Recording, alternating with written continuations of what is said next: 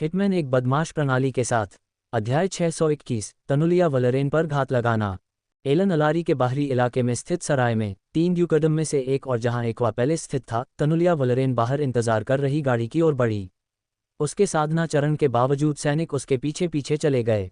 सच कहूं तो उसे किसी सुरक्षा की जरूरत नहीं थी, क्योंकि वह उनमें सबसे मजबूत थी। उसके रक्षक केवल आत्माशोधन चरण में थे। बाहर इंतजार कर रही गाड़ी पेगासस के बजाय घोड़ों से जुड़ी हुई थी। चांद रहित आकाश को देखकर अंधेरे ने तनुलिया को डार्क लॉर्ड की याद दिला दी। तभी उसने देखा कि घोड़े पेगासस के बजाय गाड़ी से जुड़े हुए थे। उसके भौहें सहने से बूढ़े आदमी को सिहरन हुई। एक इंसान के तौर पर बूढ़ा आदमी जानता था कि कल्पित बौने इंसानों को मुक्का मारने की प्रवृत्ति रखते हैं। हालांकि वह भाग्यशाली था कि तनुलिया उसे सजा देने के मूड में नहीं थी। इसके अलावा उसे लगा कि उड़ने के बजाय गाड़ी की सवारी करना उसके मन और आत्मा को शांत करने का एक अच्छा तरीका हो सकता है। मेरी लेडी, पेगासी बीमार पड़ गया। कृपया मेरी अक्षमता को क्षमा करें। बूढ़ा आदमी जल्दी से अपने घुटने पर गिर गया। उठो, तनुलिया ने अपना हाथ हिलाया। बस गाड़ी को थेरा तक ले चलो, तनुलिया ने एक छोटी सी क्लिक की आवाज के साथ गाड़ी का दरवाजा खोलने से पहले कहा। हाँ मेरी लेडी, बूढ़े आदमी ने घबराहट में सिर हिलाया और ड्राइवर की सीट पर कूद गया। आसपास के कल्पित बौने इंसानों की तरह घोड़ों की सवारी करने से नाखुश थे, लेकिन उनके पास कोई विकल्प नहीं था। गाड़ी में प्रवेश करने के बाद तनुलिया अपनी सीट पर बैठ गई। प्रकाश की एक छोटी सी गोलाकार रोशनी ने इंटीरियर को रोशन कर दिया। यात्रा को यथासंभव आरामदायक बनाने के लिए इसे गहरे बैंगनी रंग की दीवारों और कुशन से सजाया गया था। गाड़ी के अंदर बैठी तनुलिया को शायद ही कोई धक्का लगा हो। तनुलिया ने पर्दे बंद किए और अपनी कलाई हिलाई। जल्द ही उसके हाथ में एक सुनहरा चर्मपत्र दिखाई दिया। चर्मपत्र खोलने के बाद उसने जल्दबाजी में लिखे गए संदेश की कुछ पंक्तियां देखीं। वह मुश्किल से शब्दों को समझ पाए। डार्क लॉर्ड थेरा में है, तनुलिया ने चर्मपत्र पर लिखे शब्दों को बुदबुदाया।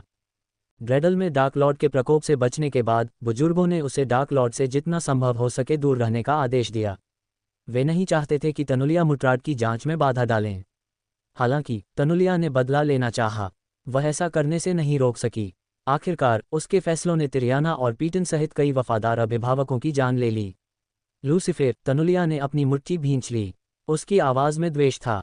खांसी खांसी। अचानक तनुलिया ने अपना मुंह बंद करते हुए 2 बार खांसी। जब उसने अपना हाथ मुंह से हटाया तो उसने अपनी हथेली पर खून के धब्बे देखे। पिघले हुए प्लेग से संक्रमित हुए उसे 2 दिन हो चुके थे। जब उसने वेलरेन परिवार के एक सहयोगी हंट से इलाज के बारे में सुना तो उसने गार्जियन गिल्ड में किसी और को अपनी जिम्मेदारियां सौंपने की तैयारी की। उनके अनुसार अगले हफ्ते तक उनके हाथ में इलाज होगा। अभी के लिए तनुलिया और उसके परिवार ने वर्षों से जमा किए गए उपचार औषधियों का इस्तेमाल किया। अगर वह मुझे मार देता है तो मेरा बदला लेना, तनुलिया ने अपने सिर में पीटन की आवाज़ सुनी। एक अल्फा गार्जियन के रूप में तनुलिया ने अपने जीवन में अनगिनत कठिन निर्णय लिए। हालांकि डार्क लॉर्ड के मामले को छोड़कर उनमें से किसी का भी परिणाम पूरी तरह से विनाश नहीं हुआ। उसने सोचा कि डार्क लॉर्ड को पकड़ने के लिए तिरियाना की बलि देना इसके लायक होगा, लेकिन न केवल वह डार्क लॉर्ड को पकड़ नहीं पाई बल्कि उसने पीटन को भी खो दिया। इसके अलावा तनुलिया ने सुना कि बुजुर्ग नूह को दूसरे अल्फा गार्जियन से फ्यूजन स्टेज पर पहुंचने के बाद अल्फा गार्जियन बनाने पर विचार कर रहे थे। हालांकि तनुलिया को नूह को अल्फा गार्जियन बनाने में कोई आपत्ति नहीं थी, लेकिन वह नहीं चाहती थी कि नूह डार्क लॉर्ड को पकड़ ले, क्योंकि अगर वह ऐसा करता तो नूह डार्क लॉर्ड को उसके जीवन को समाप्त करने के बजाय एक विशेष जेल में डालना पसंद करता। तनुलिया ने बदला लेना चाहा। वह धीरे धीरे डार्क लॉर्ड की जान लेना चाहती थी। उसके आदमियों और उसके जहाज के साथ जो कुछ भी उसने किया, उसके बाद तनुलिया किसी भी तरह से डार्क लॉर्ड को जिंदा नहीं रहने देगी। उसने गुस्से में कुशन पटक दिया। कमीने, तनुलिया ने गुर्राहट के साथ कहा। उसने अपनी मुट्ठी को कसकर बंद किया और धीरे धीरे उसके नथुनों से खून टपकने लगा। उसे कमजोरी महसूस होने लगी। उम्मीद है कि उसे जल्द ही इलाज मिल जाएगा। खून पहुंचने के बाद उसे आश्चर्य हुआ कि वह पिघली हुई प्लेग से कब और कैसे संक्रमित हो गई। उसने अपने चेहरे पर लगे खून को देखा और अपने विचारों को दिमाग के पीछे धकेल दिया। सबको आश्चर्य हुआ जब गाड़ी के पीछे चल रहे घोड़ों ने हिनहिनाना शुरू किया। तनुलिया ने जल्दी से स्क्रॉल नीचे रखा और पर्दे खोले। फिर उसने अपना सिर बाहर निकाला और जो कुछ उसने देखा उससे पूरी तरह दंग रह गई।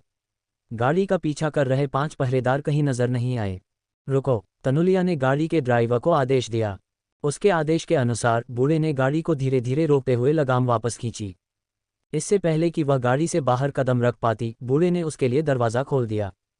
तनुलिया ने कांपते हुए बूढ़े को देखा। बूढ़े ने चारों ओर देखने के लिए एक मशाल ले रखी थी। मशाल की मंद रोशनी में बूढ़े ने गाड़ियों के पीछे घोड़ों को हिनहिनाते हुए देखा।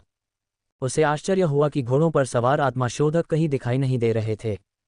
क्या? बूढ़ा कांप उठा। इस समय तक तनुलिया गाड़ी से बाहर निकल चुकी थी।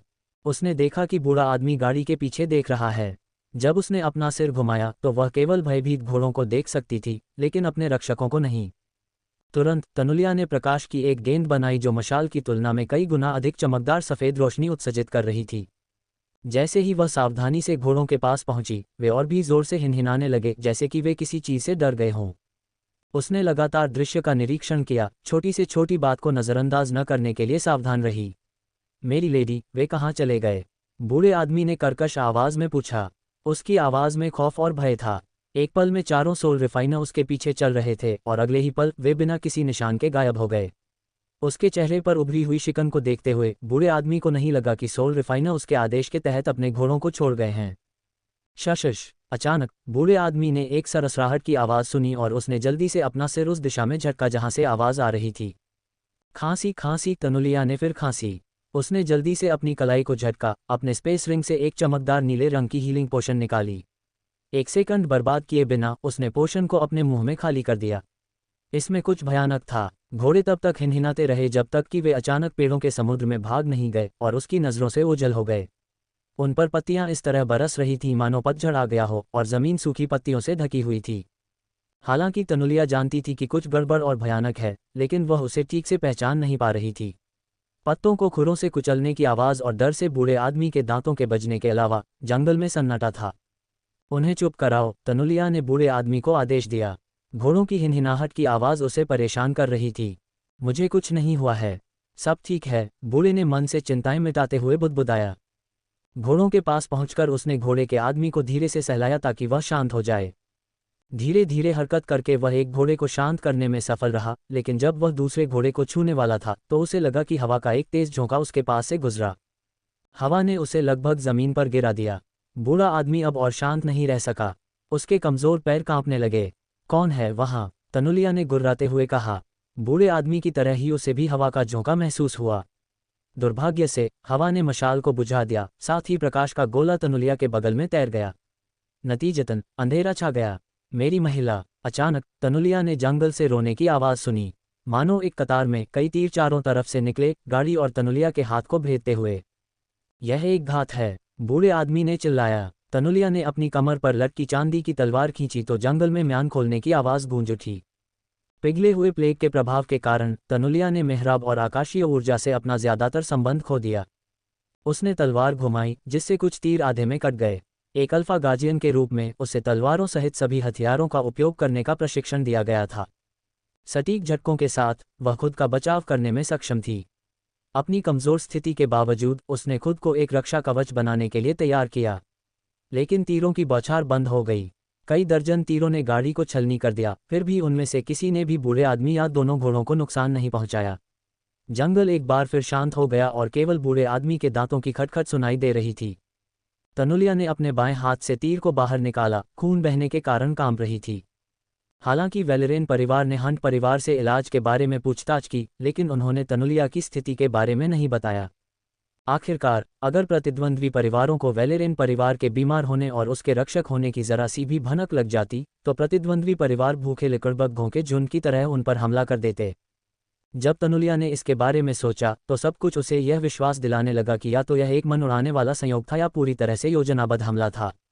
उसके माता पिता को छोड़कर किसी को भी उसकी बीमारी के बारे में पता नहीं था, यहाँ तक कि उसके निजी रक्षकों को भी नहीं।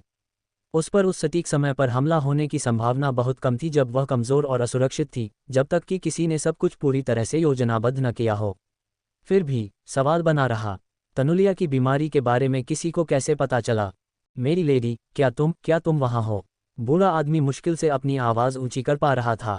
वह बस गाड़ी के नीचे रेंग गया और खुद को जितना संभव हो सके उतना छोटा बनाने के लिए एक गेंद की तरह मुड़ गया। दिन के अंत में वह बस एक गाड़ी चालक था जिसे कल्पित बौनों के लिए मरने की कोई बाध्यता नहीं थी। उसके निजी रक्षकों के विपरीत वह सिर्फ सिक्कों के लिए काम कर रहा था। इसलिए वह तनुलिया के लिए मरने के बजाय खुद को बचाना पसंद करेगा। इसके अलावा वह एक लड़ाकू नहीं था। सबसे शक्तिशाली चीज़ जिसे उसने मारा था वह एक जंगली सुअर था जब वह अपने 5 दोस्तों के साथ शिकार करने गया था। चुप रहो, तनुलिया ने अपनी आवाज़ में दर्द और गुस्से के साथ गुर्राहट की। Twinkle twinkle little star. अचानक इलाके में एक महिला की आवाज़ गूंजी। तनुलिया के दर्द की जगह धीरे धीरे सदमे ने ले ली। वह घात लगाने वाले को पकड़ना चाहती थी, उसे कुत्तों को खिलाना चाहती थी और खुद उसे गर्दन से लटका देना चाहती थी। मुझे आश्चर्य है कि तुम क्या हो, रहस्यमयी महिला धीरे से बोली। दुनिया से बहुत ऊपर, आसमान में हीरे की तरह। जैसे ही तनुलिया ने ये वाक्य सुना, उसका शरीर अकड़ गया। उसने ये शब्द पहले भी सुने थे। ठीक ठीक कहें तो 25 साल पहले, जब उसकी मुलाकात हंट परिवार की स्वर्ग विरोधी प्रतिभा हैरियट हंट से हुई थी। अध्याय 622। गया बनाम हैरियट आए। तनुलिया ने अपने दांत पीसते हुए अपना सिर एक तरफ कर लिया। अंधेरे जंगल से सरसराहट की आवाज़ सुनते ही उसके नुकीले कान फड़कने लगे। उसने अपने हाथ से तीर निकाला। अपने आप को दिखाओ, तनुलिया ने गुर्राहट के साथ कहा। जमीन पर मशाल जलने पर उसने अपनी उंगली चटकाई। जल्द ही तनुलिया ने मशाल की रोशनी में अंधेरे से बाहर निकलते हुए एक आकृति को देखा। आकृति ने एक काला लबादा पहना हुआ था। लबादे के नीचे धातु के कवच की चमक दिख रही थी। हर कदम के साथ एक हल्की खनकती हुई आवाज़ गूंज रही थी। हालांकि धातु का कवच शूरवीरों या शाही रक्षकों द्वारा पहने जाने वाले कवच जैसा नहीं था, बल्कि ऐसा लग रहा था कि आकृति ने लचीले चमड़े के कवच में कवच की प्लेटें उकेरी हैं। तनुलिया ने पहले भी धातु की प्लेट वाले कवच पहने हुए सैनिकों से लड़ाई की थी, इसलिए वह पूरी तरह से धातु की प्लेट वाले कवच में लिपटे होने की कमियों को जानती थी। सुरक्षा और बचाव के बदले में वे अपनी चाल और चपलता को त्याग देते हैं। ... लेकिन उसके आश्चर्य की बात यह थी कि आकृति ने अपनी पीठ के पीछे एक्स बनाने वाली 2 तलवारें भी नहीं निकालीं। इसके बजाय आकृति ने अपनी उंगली चटकाई, क्योंकि कई वस्तुएं तनुलिया के बगल में बिना किसी भारी आवाज़ के ज़मीन पर गिरीं। तनुलिया ने अपनी नज़र वस्तुओं की ओर घुमाई, तभी उसे एहसास हुआ कि वे उसके निजी रक्षक थे। मंद रोशनी में तनुलिया ने उनकी गर्दन पर गहरे घाव देखे। वे अपनी आंखें खुली रखकर मर गए। उनके साधना स्तर के बावजूद महिला ने बिना किसी समस्या के उनका गला काट दिया। तनुलिया ने धीरे से खुद को ज़मीन से उठाया। मुझे जवाब दो, तनुलिया ने गुर्राते हुए कहा। बिना किसी निजी रक्षक और ऊर्जा के तनुलिया जानती थी कि यह जीवन या मृत्यु की लड़ाई होने वाली थी। संभावनाएं उसके पक्ष में नहीं थीं। तनुलिया वलरेन, अगली बार जब आप अपने लाभ के लिए किसी और की बलि देना चाहें तो खुद की बलि दे दें। हैरियट ने धीरे से अपनी अंगुलियों को चटकाया। धमाका! हैरियट ने अपना पैर उठाया और तनुलिया की छाती पर जोरदार लात मारी। लात में इतनी ताकत थी कि तनुलिया उड़कर गाड़ी से टकरा गई। घोड़े हिंसक रूप से हिनहिनाने लगे। आह! तनुलिया ने हल्की सी आवाज़ के साथ जमीन पर गिरी। उसके मुंह से एक गहरी गड़गड़ाहट निकली। दूसरी ओर बूढ़ा आदमी गाड़ी के नीचे से बाहर नहीं निकला। उसने बस खुद को और सिकोड़ लिया, अपनी आंखें कसकर बंद कर लीं। जमीन और गाड़ी के बीच की छोटी सी जगह से बूढ़े आदमी ने तनुलिया को और खून खांसते हुए देखा। तनुलिया के जमीन पर गिरने के कुछ सेकंड बाद हैरियट पलक झपकते ही तनुलिया पर टूट पड़ी। उसने तनुलिया को उसके बालों से पकड़ा और उसे उठा लिया। धमाका! हैरियट ने जोरदार टक्कर मारी। तनुलिया का सिर गाड़ी से टकराया। क्यों? धमाका! हैरियट ने तनुलिया का सिर फिर से पटका। नहीं कर सकती। फिर से उसने तनुलिया का सिर पटका। तुम फिर से वेश्या बनो। हर बार जब हैरियट तनुलिया को गाड़ी से टकराती तो गाड़ी कांप उठती। गाड़ी में दरारें पड़ने लगी जहां हैरियट तनुलिया का सिर पटकती रहती थी। चूंकि तनुलिया ने ऊर्जाओं से अपना संबंध खो दिया था, इसलिए उसका शरीर वार झेलने के लिए पर्याप्त मजबूत नहीं था। नतीजतन उसके सिर का पिछला हिस्सा फट गया। पिशाचों के पास! तनुलिया फिर से ज़मीन पर गिरी और उसके सिर के पिछले हिस्से में तेज दर्द हुआ। जब हैरियट ने तनुलिया को उठाया तो तनुलिया ने अपने शरीर की सारी बची हुई ताकत जुटाई और हैरियट पर वार कर दिया। काले हुड के नीचे हत्या के इरादे से भरी आंखों की जोड़ी ने तनुलिया को घूरा और फिर उसकी तलवार पकड़ ली। हैरियट ने तनुलिया के हाथ से तलवार छीन ली। आह! एक दहाड़ के साथ हैरियट ने तनुलिया के पेट में घूंसा मारा। तनुलिया ने अपने अग्रबाहु का उपयोग करके घूंसे को रोकने में कामयाब रही, लेकिन तनुलिया के डर से घूंसे में इतनी ताकत थी कि वह पास के एक पेड़ की ओर उड़ गई। वह तने से टकराए और लकड़ी के टुकड़े उड़ गए। दर्द के कारण वह खांसने लगी और उसके पूरे शरीर में दर्द होने लगा। तनुलिया ने अपनी बांह की ओर देखा तो उसे मशाल की मंद रोशनी में एक सफ़ेद हड्डी बाहर निकली हुई दिखाई दी। भले ही तनुलिया ने ऊर्जा का उपयोग करने की अपनी क्षमता खो दी हो, लेकिन वह अभी भी किसी और की शक्ति के स्तर का अनुमान लगा सकती थी। महिला भले ही आत्मा शोधन चरण में हो, लेकिन उसके घूंसे में फ्यूजन चरण की साधक की ताकत थी। तनुलिया को संदेह था कि वह अपनी पूरी साधना के साथ महिला से पैर मिलाकर लड़ सकती है और जीत सकती है। महिला एक राक्षस थी, इस मामले में तनुलिया को कोई संदेह नहीं था। जब तक तनुलिया खुद को फिर से संभालने में कामयाब हुई, हैरियर एक पल में उसके सामने प्रकट हुआ। तनुलिया को हत्यारे की आभा से निकलने वाली औरत के शरीर पर तनुलिया ने कभी ऐसी हत्या की मंशा महसूस नहीं की थी। ऐसा लग रहा था मानो औरत अपनी जान सबसे क्रूर तरीके से लेना चाहती हो। लेकिन चाहे जो भी हो, तनुलिया बिना लड़े या दया की भीख मांगे नहीं जाएगी। तनुलिया जोर से खांस रही थी और उसकी छाती तेजी से ऊपर नीचे हो रही थी। लेकिन वह खड़ी थी, उसका पूरा शरीर कट और चोटों से भरा हुआ था। उसके घावों से खून टपक रहा था जो उसके पैरों के नीचे की जमीन को ढक रहा था। चोटों के बावजूद तनुलिया की आंखों में लड़ने की भावना धधकती रही। तनुलिया ने उसके होठों पर लगे कट से बहते खून को पोंछा। दूसरी ओर हैरियट ने तनुलिया पर हमला करना बंद कर दिया। इसके बजाय उसने अपनी काली तलवार तनुलिया से कुछ इंच ऊपर पेड़ में घोंप दी। काय, तनुलिया ने हैरियट के चेहरे पर थूका। अपने काले मुखौटे पर खूनी लार को अनदेखा करते हुए हैरियट ने एक कदम पीछे हट लिया। उसने धीरे से लबादा पीछे खिसकाया जिससे उसके लंबे काले बाल दिखने लगे। ये मुखौटा जो मैं पहनती हूँ वह मेरे लिए नहीं है। यह उन लोगों की रक्षा के लिए है जिनकी मैं परवाह करती हूँ। मैंने इसे कुछ समय के लिए नीचे रखा, केवल यह महसूस करने के लिए कि आप जैसे लोग हमेशा किसी न किसी तरह से उन्हें नुकसान पहुंचाने की कोशिश करेंगे। क्या आप मुझे बिना मुखौटे के देखना चाहेंगे? हैरियट ने पूछा। तनुलिया की निगाहों के नीचे हैरियट ने धीरे से अपना काला मुखौटा हटाया और मंद रोशनी में अपना चेहरा दिखाया। और जिस क्षण तनुलिया ने हैरियट पर अपनी नज़र डाली वह स्तब्ध रह गई। नहीं, तनुलिया ने बुदबुदाया। उसके सामने खुद हैरियट हंट खड़ी थी। तनुलिया को लगा कि वह मर गई है। सिर्फ तनुलिया ही नहीं बल्कि पूरे अवोर को लगा कि वह मर गई है। हालांकि तनुलिया के मन में कोई संदेह नहीं था, वह हैरियट हंट थी। स्वर्ग को चुनौती देने वाली यह विलक्षण प्रतिभा तनुलिया के लिए भूलने लायक नहीं थी। तुम? तनुलिया के मुंह से शब्द नहीं निकले। तुमने कैसे? उद्धरण चिन्ह। हैरियट ने कोई जवाब नहीं दिया। उसने नकाब जमीन पर फेंक दिया और अपनी मुट्ठियां चटका दीं। तनुलिया को प्रतिक्रिया करने का कोई समय दिए बिना हैरियट ने उसे तेजी से घूंसे मारना शुरू कर दिया। हैरियट की आंखों में पिशाचों द्वारा प्रताड़ित की जा रही सबरीना की छवियां चमक उठीं।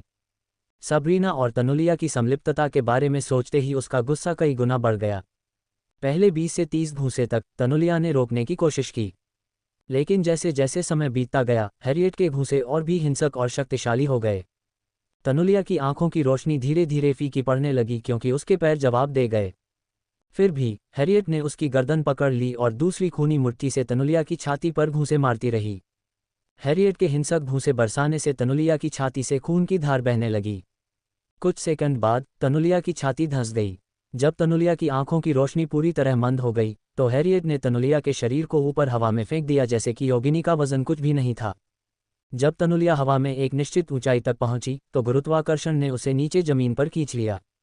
तनुलिया को नीचे आते देख हैरियट ने पेड़ में घोंपने वाली तलवार को घुमाया। हैरियट ने देखा कि तनुलिया की आंखों के कोने में आंसू थे। क्या ये क्रोध, सदमा या पछतावा था? हैरियट को नहीं पता था। सच कहूं तो जवाब खोजने की कोई ज़रूरत नहीं थी। तनुलिया ने सबरीना को एक जाल में फंसा दिया, ये जानते हुए कि पिशाच उसके साथ क्या करेंगे। हैरियट को तनुलिया को मारना था इससे पहले कि वह उसके परिवार को और अधिक नुकसान पहुंचा सके। हैरियट को कोई पछतावा या पश्चाताप महसूस नहीं हुआ, जरा भी नहीं। अगर भूमिकाएं बदली जाती और वह वेलेरेन में से किसी को चोट पहुंचाती तो हैरियट को शक था कि तनुलिया उस पर कोई दया दिखाएगी। थोड़ी देर बाद सिर रहित शरीर जमीन पर गिर गया। हैरियट ने शरीर की ओर देखा, तनुलिया की छाती पर चमकते हुए रून को देखा। अगर हैरियट ने खुद तनुलिया का सिर काट दिया होता तो रून खुद ही उसके पास चला जाता और वेलेरेन बदला लेने के लिए आते। हालांकि तनुलिया हवा से गिरकर और तलवार से अपना सिर काटकर मर गई, इसलिए रून के पास खुद को जोड़ने के लिए कोई जीवित व्यक्ति नहीं था। यह एक छोटी सी चाल थी जिसे हैरियट ने वुल्फ्रिक के अधीन प्रशिक्षण के दौरान सीखा था। तनुलिया को मारने के बाद भी हैरियट के गुस्से की ज्वाला कम नहीं हुई। इसके विपरीत ये और भी ज्यादा भड़क गया और भी ज्यादा गर्म हो गया। लेकिन अभी के लिए उसने एक गहरी सांस ली और अपना हाथ मास्क की ओर बढ़ाया क्योंकि यह सीधे उसके हाथ में उड़ गया। हैरियट ने मास्क पहना और अपने सिर को ढकने के लिए हुड को पीछे खींच लिया। तनुलिया के सिर और शरीर से कई कदम दूर जाने के बाद हैरियट ने आसमान की ओर देखा। चांद रहित आकाश ने हैरियट को उस रात की याद दिला दी जब उसने डीन को खो दिया था। हो सकता है कि वह एक बार उसकी रक्षा करने में विफल रही हो, लेकिन देवताओं ने उसे दूसरा मौका दिया है। उसने इस पल का इंतजार किया था। तनुलिया के रास्ते से हट जाने के बाद उसके बेटे घोस्ट के लिए अपने दूसरे व्यक्तित्व को छिपाने में आसानी होगी। हाउस ऑफ हेलेरिड के साथ खिलवाड़ करने पर यही मिलता है, हैरियट ने इतनी ऊंची आवाज में कहा कि गाड़ी के नीचे छिपे बूढ़े आदमी को सुनाई दे गया। एलिसिया के साथ हाउस ऑफ हेलेरिड के पीटन की हत्या में शामिल होने के बारे में बातचीत करने से हैरियट को हाउस ऑफ हेलेरिड और हाउस वेलेरेन के बीच दुश्मनी पैदा करने में मदद मिली।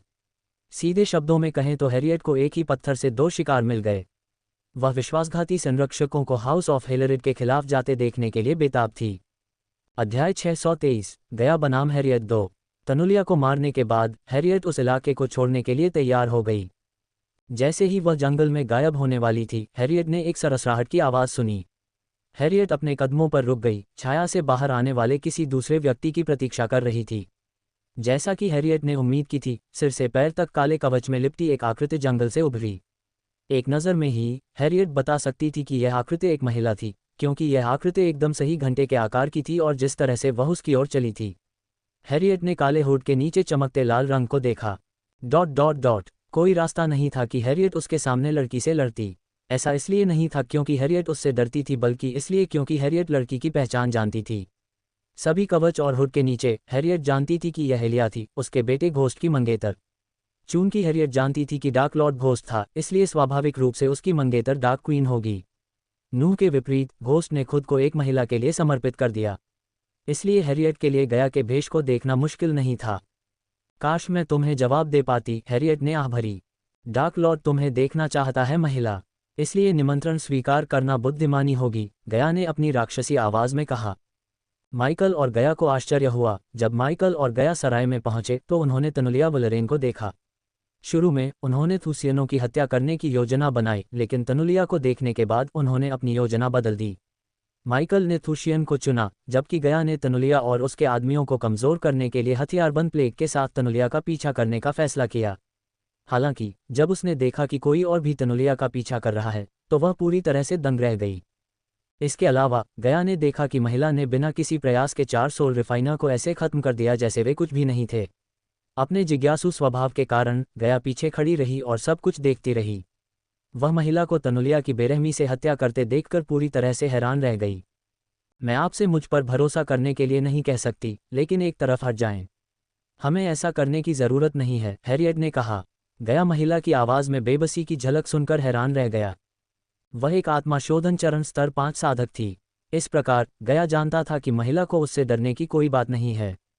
वास्तव में ये देखने के बाद कि उसने खुद को कैसे संभाला, गया को यकीन था कि महिला उसके साथ पैर से पैर तक लड़ सकती है। फिर भी महिला युद्ध से बचना चाहती थी। तुम सही हो, हमें ऐसा करने की ज़रूरत नहीं है, इसलिए मेरे साथ आओ। मैं तुम्हें वचन देता हूं कि डार्क लॉर्ड तुम्हें नुकसान नहीं पहुंचाएगा। गया का रहस्यमयी महिला से लड़ने का कोई इरादा नहीं था। जहां तक गया को पता था, वह माइकल और उसके जैसे गार्जियन के लिए समान घृणा साझा करती थी। इसलिए गया महिला को अपना अधीनस्थ बनाना चाहता था। उसके जैसा शक्तिशाली योद्धा एक बेहतरीन अधीनस्थ बन सकता है। गहरी सांस लेते हुए हैरियट ने अपने कंधे पर देखा, बूढ़े आदमी को गाड़ी के नीचे लेटा हुआ, 1 इंच भी हिले बिना। वह मरा नहीं है, बस सो रहा है, गया ने कहा। इससे पहले कि गया हैरियट के पास पहुंचे, उसने बूढ़े आदमी को बेहोश कर दिया ताकि बूढ़ा आदमी उनकी बातचीत न सुन सके। इस बारे में क्या, चलो एक दोस्ताना लड़ाई करते हैं। जो भी पहला वार करेगा वह जीत जाएगा, हैरियट ने कहा। अगर तुम यही चाहते हो तो ऐसा ही हो। अगर मैं जीतता हूं तो तुम मेरे साथ आओ। अगर तुम जीतते हो तो मैं तुम्हें जाने दूंगा, गया ने सहमति जताई। हालांकि गया ने पहले ही जंगल को स्पाइडर और ड्रोन से घेर लिया था। भले ही गया उस महिला को हरा ना पाए, लेकिन वह स्पाइडर और ड्रोन का उपयोग करके रहस्यमयी महिला का पीछा कर सकता था। सच कहूं तो गया को पूरी तरह से भरोसा नहीं था कि वह रहस्यमयी महिला को हरा सकता है। एक योद्धा के रूप में गया ये बताने में सक्षम था कि रहस्यमयी महिला कोई ऐसी महिला थी जिसने सैकड़ों लड़ाइयों का अनुभव किया था। मुझे उसे माइकल के पास लाना है, गया ने खुद से कहा। उसने रहस्यमयी महिला को माइकल के समान एक वाक्यांश सुना। गया ने सोचा कि क्या वह किसी तरह माइकल से जुड़ी हो सकती है।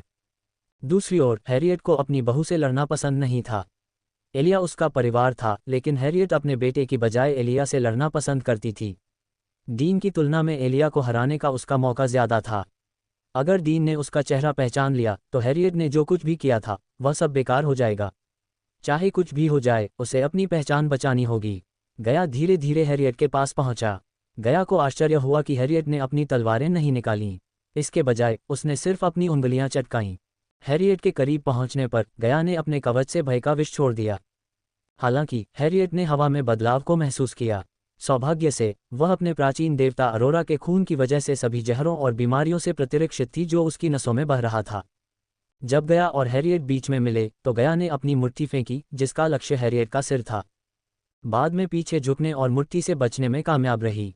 जैसे ही हैरियट ने मुट्ठी को चकमा दिया, उसने गया को पेट में लात मारने के लिए अपना पैर उठाया, लेकिन बाद में लात से बचने के लिए उसने अपने शरीर को एक तरफ कर लिया।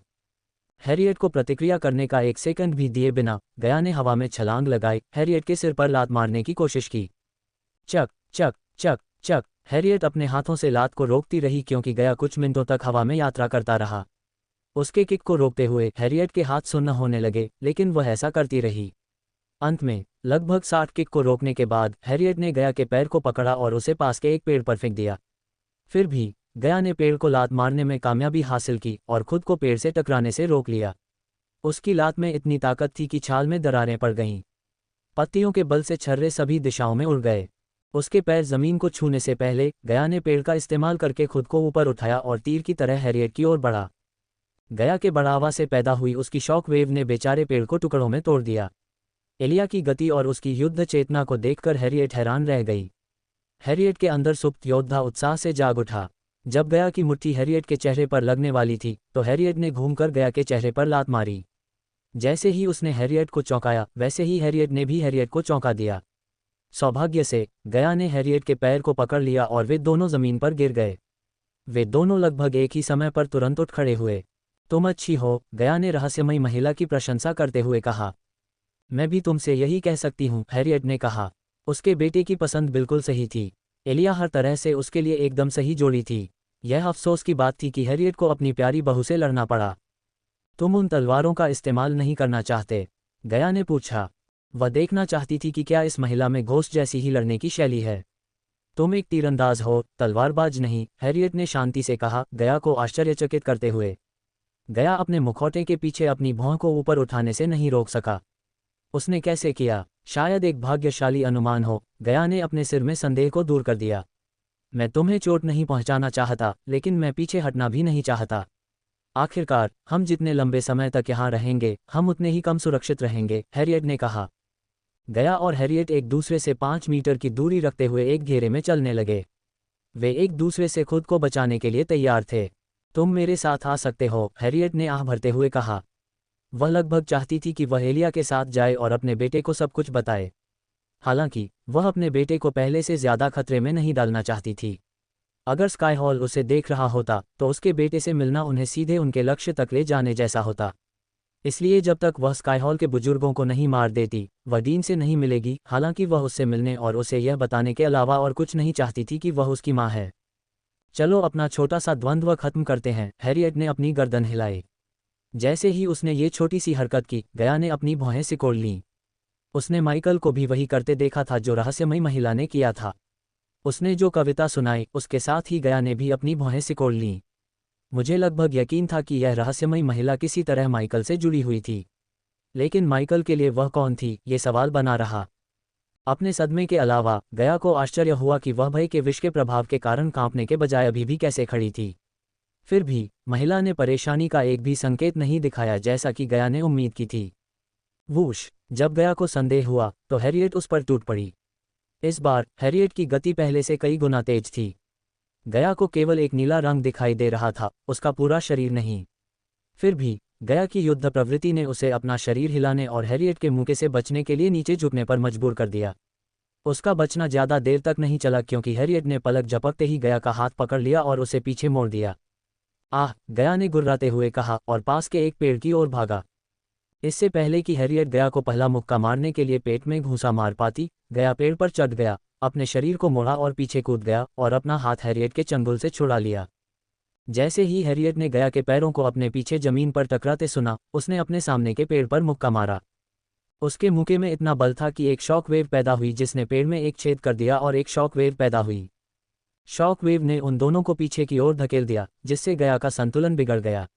नतीजतन गया ने हैरियट को पीठ पर मुक्का मारने का मौका खो दिया। इस समय हैरियट के युद्ध के अनुभव ने उसे गया पर बढ़त दिला दी। हैरियट उछली और गया के सिर के ठीक ऊपर उल्टी हो गई। फिर उसने जल्दी से गया को कंधे से पकड़ लिया और इतनी जोर से दबाया कि गया दर्द से कराह उठा। गया को अपने कंधे में तेज दर्द महसूस हुआ। वह भाग जाना चाहती थी, लेकिन उसका शरीर हिलने से मना कर रहा था। ऐसा लगा जैसे उसका शरीर लकवाग्रस्त। तुमने क्या किया? गया की आवाज़ धीमी पड़ गई। अगर भगवान ने चाहा तो मैं तुम्हें ये तकनीक सिखाऊंगी। हैरियट गया के पीछे उतरी और उसके कानों में फुसफुसाया। मैं जीत गई। हैरियट ने तनुलिया की तरह गया को मुक्का मारने के बजाय उसके कंधे पर धीरे से मुक्का मारा। रुको। गया ने हैरियट को रोकने की कोशिश की, लेकिन उसने पेड़ों के समुद्र में उड़ने से पहले उसे गहरी सांस छोड़ते देखा। माइकल। गया ने माइकल से जुड़ने के लिए उसके कान में लगे ईयरपीस में आग ऊर्जा का एक टुकड़ा भेजा। गया ने अपने कानों में क्लिक की आवाज़ सुनी। क्या तुम खतरे में हो? फिर उसने माइकल को सुना। उसकी आवाज़ में द्वेष था। नहीं, गया ने माइकल को उत्तर दिया। अच्छा, जो भी हो, यह इंतज़ार कर सकता है। मैं इन थूशियन सुअरों को मारने में व्यस्त हूँ। अध्याय 624। थूसिया को नष्ट करने में पहला कदम। वेलेरेन के सराय से चले जाने के बाद थूसिया के पास खुद के लिए जगह थी। राजा द्वारा उनके साथ भेजी गई लड़की को छोड़कर वे सभी हॉल में रहे, अपने गर्म पेय और चिमनी का आनंद ले रहे थे। उन्हें पता नहीं था कि एक पांचवां व्यक्ति छत के रास्ते से सराय में घुस गया। आपको क्या लगता है कि हमें कल क्या मिलेगा? फ्रेडी ने रीडर और अन्य लोगों से पूछा। मुझे कोई जानकारी नहीं है। एक्वा पैलेस आगामी दौर के लिए वस्तुओं पर कड़ी निगरानी रखता है। हम वार्म अप वस्तुओं के बारे में जानकारी प्राप्त कर सकते हैं, लेकिन अन्य के बारे में कुछ प्राप्त करना असंभव है। लेकिन वे जो भी हों, महामहिम ने मुझे वह सब कुछ खरीदने का पूरा अधिकार दिया है जो मुझे लगता है कि थूसिया को मजबूत करेगा, रीडर ने अपनी आवाज़ में गर्व के साथ कहा। राजा हर दिन रीडर को थूसिया के लिए दुर्लभ और मूल्यवान वस्तुओं को प्राप्त करने जैसे महत्वपूर्ण कार्य के लिए भरोसा नहीं करता था।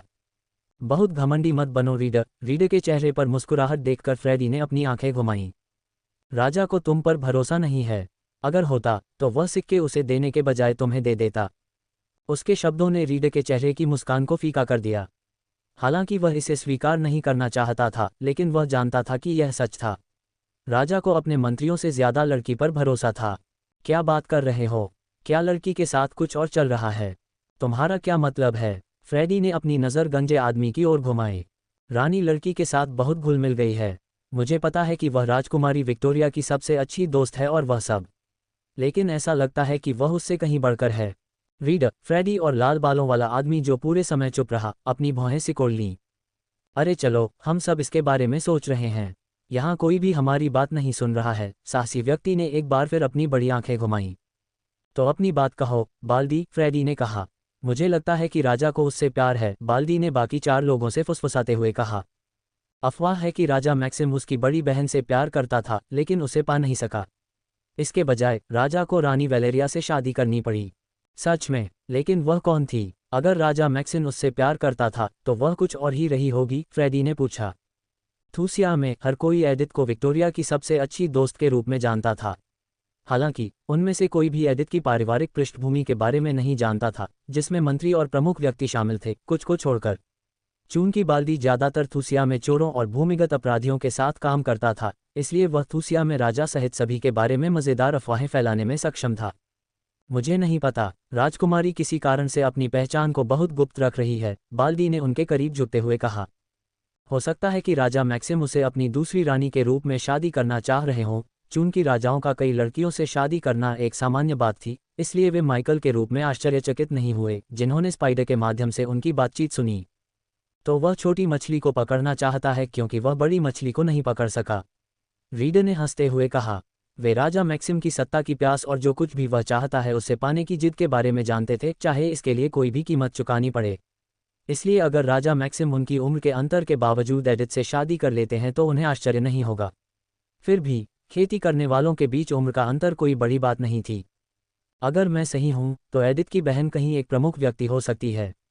मान लीजिए कि राजा मैक्सिम ने एडिथ से शादी कर ली तो उसकी बड़ी बहन युद्धों में थूसिया की सहायता करने के लिए बाध्य होगी। ये राजा के लिए जीत जीत वाली बात है, फ्रेडी ने कहा, जबकि अन्य ने उसे धीरे से सिर हिलाया। युद्ध? वे कुछ महीनों में समाप्त होने वाले हैं। जनरल बूथ वहां सचमुच हजारों लोगों को मार रहा है। रीडर ने 3 उंगलियां उठाईं। मैं तुम्हें 3 महीने देता हूं।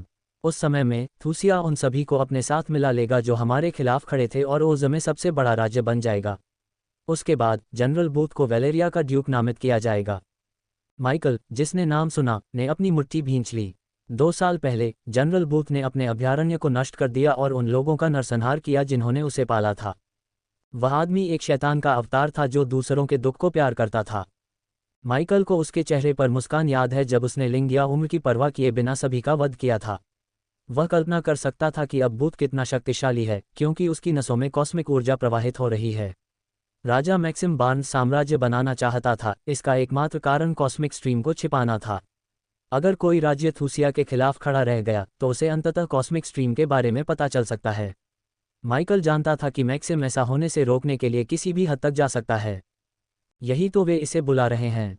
फ्रेडी ने पूछा। उसकी आवाज़ में उपहास था, मानो उसने इससे बेहतर नाम चुना होता। हाँ फ्रेडी, यही तो हम इसे बुला रहे हैं। यह मत भूलो कि तुम थूसिया का हिस्सा हो, महाद्वीपों के पार जहाज रखने वाला पहला साम्राज्य। रीड ने अपनी आवाज़ को गहरा किया। शुरू में किंगडम थूसिया एलोन महाद्वीप का हिस्सा था, लेकिन राजा मैक्सिम बार्न्स ने किंगडम नालिया के खिलाफ युद्ध छेड़ दिया और नालिया को नक्शे से मिटा दिया। जल्द ही नालिया नया थूसिया बन गया क्योंकि राजा मैक्सिम ने अपनी राजधानी ओज महाद्वीप में स्थानांतरित कर दी। सौभाग्य से राजा मैक्सिम के लिए नालिया पर एक तानाशाह का शासन था जो नागरिकों की बिल्कुल भी परवाह नहीं करता था। इसलिए जब राजा मैक्सिम ने शानदार जीत हासिल की तो नागरिकों ने राजा मैक्सिम का स्वागत उज्ज्वल मुस्कान और परेड के साथ किया। आज तक नालिया को नष्ट करने के लिए राजा मैक्सिम के खिलाफ एक भी विरोध नहीं हुआ। हालांकि राजा मैक्सिम एक विश्वासघाती सत्ता लोभी व्यक्ति था, लेकिन वह एक महान राजा था। उसके शासन में नागरिक समृद्ध हुए। परिणामस्वरूप उसे अपने लोगों से अटूट वफादारी और प्रशंसा मिली। फ्रेडी ने सिर हिलाया और अपनी कुर्सी पर पीछे झुक गया। चिमनी में जलती हुई लकड़ियां चटकने लगी, जिससे सन्नाटा टूट गया। अंत में उन्होंने बस यही तय किया कि वे एक साथ रहेंगे। गपशप करना बंद करो और इस पल का आनंद लो। हालांकि चारों दोस्तों को इस बात का बिल्कुल भी अंदाजा नहीं था कि कोई कोने में खड़ा है, उन्हें देख रहा है और उनके द्वारा और ज्यादा जहरीली हवा में सांस लेने का इंतजार कर रहा है। खांसी। फ्रेडी खांसने लगा। पहले तो यह एक छोटी सी खांसी थी, लेकिन जैसे जैसे मिनट बीतते गए फ्रेडी की खांसी कर्कश और तेज होती गई। क्या हुआ? खांसते हुए फ्रेडी ने अपना मुंह बंद कर लिया। जब उसने अपनी हथेलियां हटाईं तो उसने देखा कि उसकी हथेली के अंदरूनी हिस्से में खून लगा हुआ है। वह चौंक गया और बाकी लोग भी चौंक गए। इससे पहले कि वे कुछ प्रतिक्रिया कर पाते, वे सभी फ्रेडी की तरह खांसने लगे। क्या हो रहा है? रीडर हकलाया। वह खांसने की इच्छा को नियंत्रित नहीं कर सका। जितना ज्यादा वह खांसता, उतना ही ज्यादा उसके पूरे शरीर में दर्द होता। जल्द ही उनके मुंह से खून निकलने लगा। अचानक झूमर टिमटिमाने लगा। तेज हवा हॉल में घुसी, झूमर और कमरे में मौजूद हर चीज को हिला दिया। आग की लपटें हवा के तेज झोंकों से लड़ने की कोशिश करते हुए चिमनी के अंदर हिंसक रूप से नाच रही थीं। वे सभी अपने आप को सोफे से उठाने की कोशिश करने लगे। चिपक जाओ। बाल्दी ने अपने हाथ से गिलास गिरा दिया। गिलास टुकड़े टुकड़े हो गया। वे लगातार खांसते रहे जब तक कि उनके चेहरे पीले नहीं पड़ गए। धीरे धीरे उनकी दृष्टि धुंधली होती गई। उनके आश्चर्य के लिए कमरा धीरे धीरे और भी गहरा होता गया। हवा के एक तेज झोंके ने झूमर को बुझा दिया, जिससे जगह आधी रात के आसमान की तरह अंधेरी हो गई। चारों दोस्तों के पास एकमात्र रोशनी चिमनी के अंदर लहराती कमजोर लपटें थीं। उन्होंने जगह को मंद मंद रोशन किया। मुश्किल से कुछ भी दिखाई दे रहा था। चूंकि रीडर उनमें से सबसे मजबूत था, इसलिए वह बड़ी मुश्किल से खुद को उठा पाया। बाकी लोग खून खांसने से थके हुए लग रहे थे। हालांकि रीडर खड़ा हो गया, लेकिन उसे नहीं पता था कि आगे क्या करना है। वास्तव में उसे ये भी नहीं पता था कि क्या हो रहा है। एक पल वे चिमनी के सामने बैठे थे और अपने पे का आनंद ले रहे थे, और अगले ही पल वे खून खांस रहे थे। उसने अपने होश पूरे कमरे में फैलाने की कोशिश की, लेकिन उसे एहसास हुआ कि वह बस नहीं कर सकता। रीडर ने वातावरण में दिव्य ऊर्जा को महसूस करने की कोशिश करते हुए गुर्राते हुए कहा। लेकिन कोई बात नहीं, वह अपने फेफड़ों में होने वाले भयानक दर्द के अलावा कुछ भी महसूस नहीं कर सका। कैसा लग रहा है? अचानक क्षेत्र में एक राक्षसी आवाज गूंजी। उसके बाद उनके चारों ओर दरवाजे बंद होने की आवाज आई। रीडर ने पलटकर कहा, वह चिल्लाया क्योंकि एक लंबा काला खतरनाक व्यक्ति उसके सामने खड़ा था। रीडर मंद रोशनी में भी एक काले हुड के नीचे चमकती लाल आंखें देख सकता था।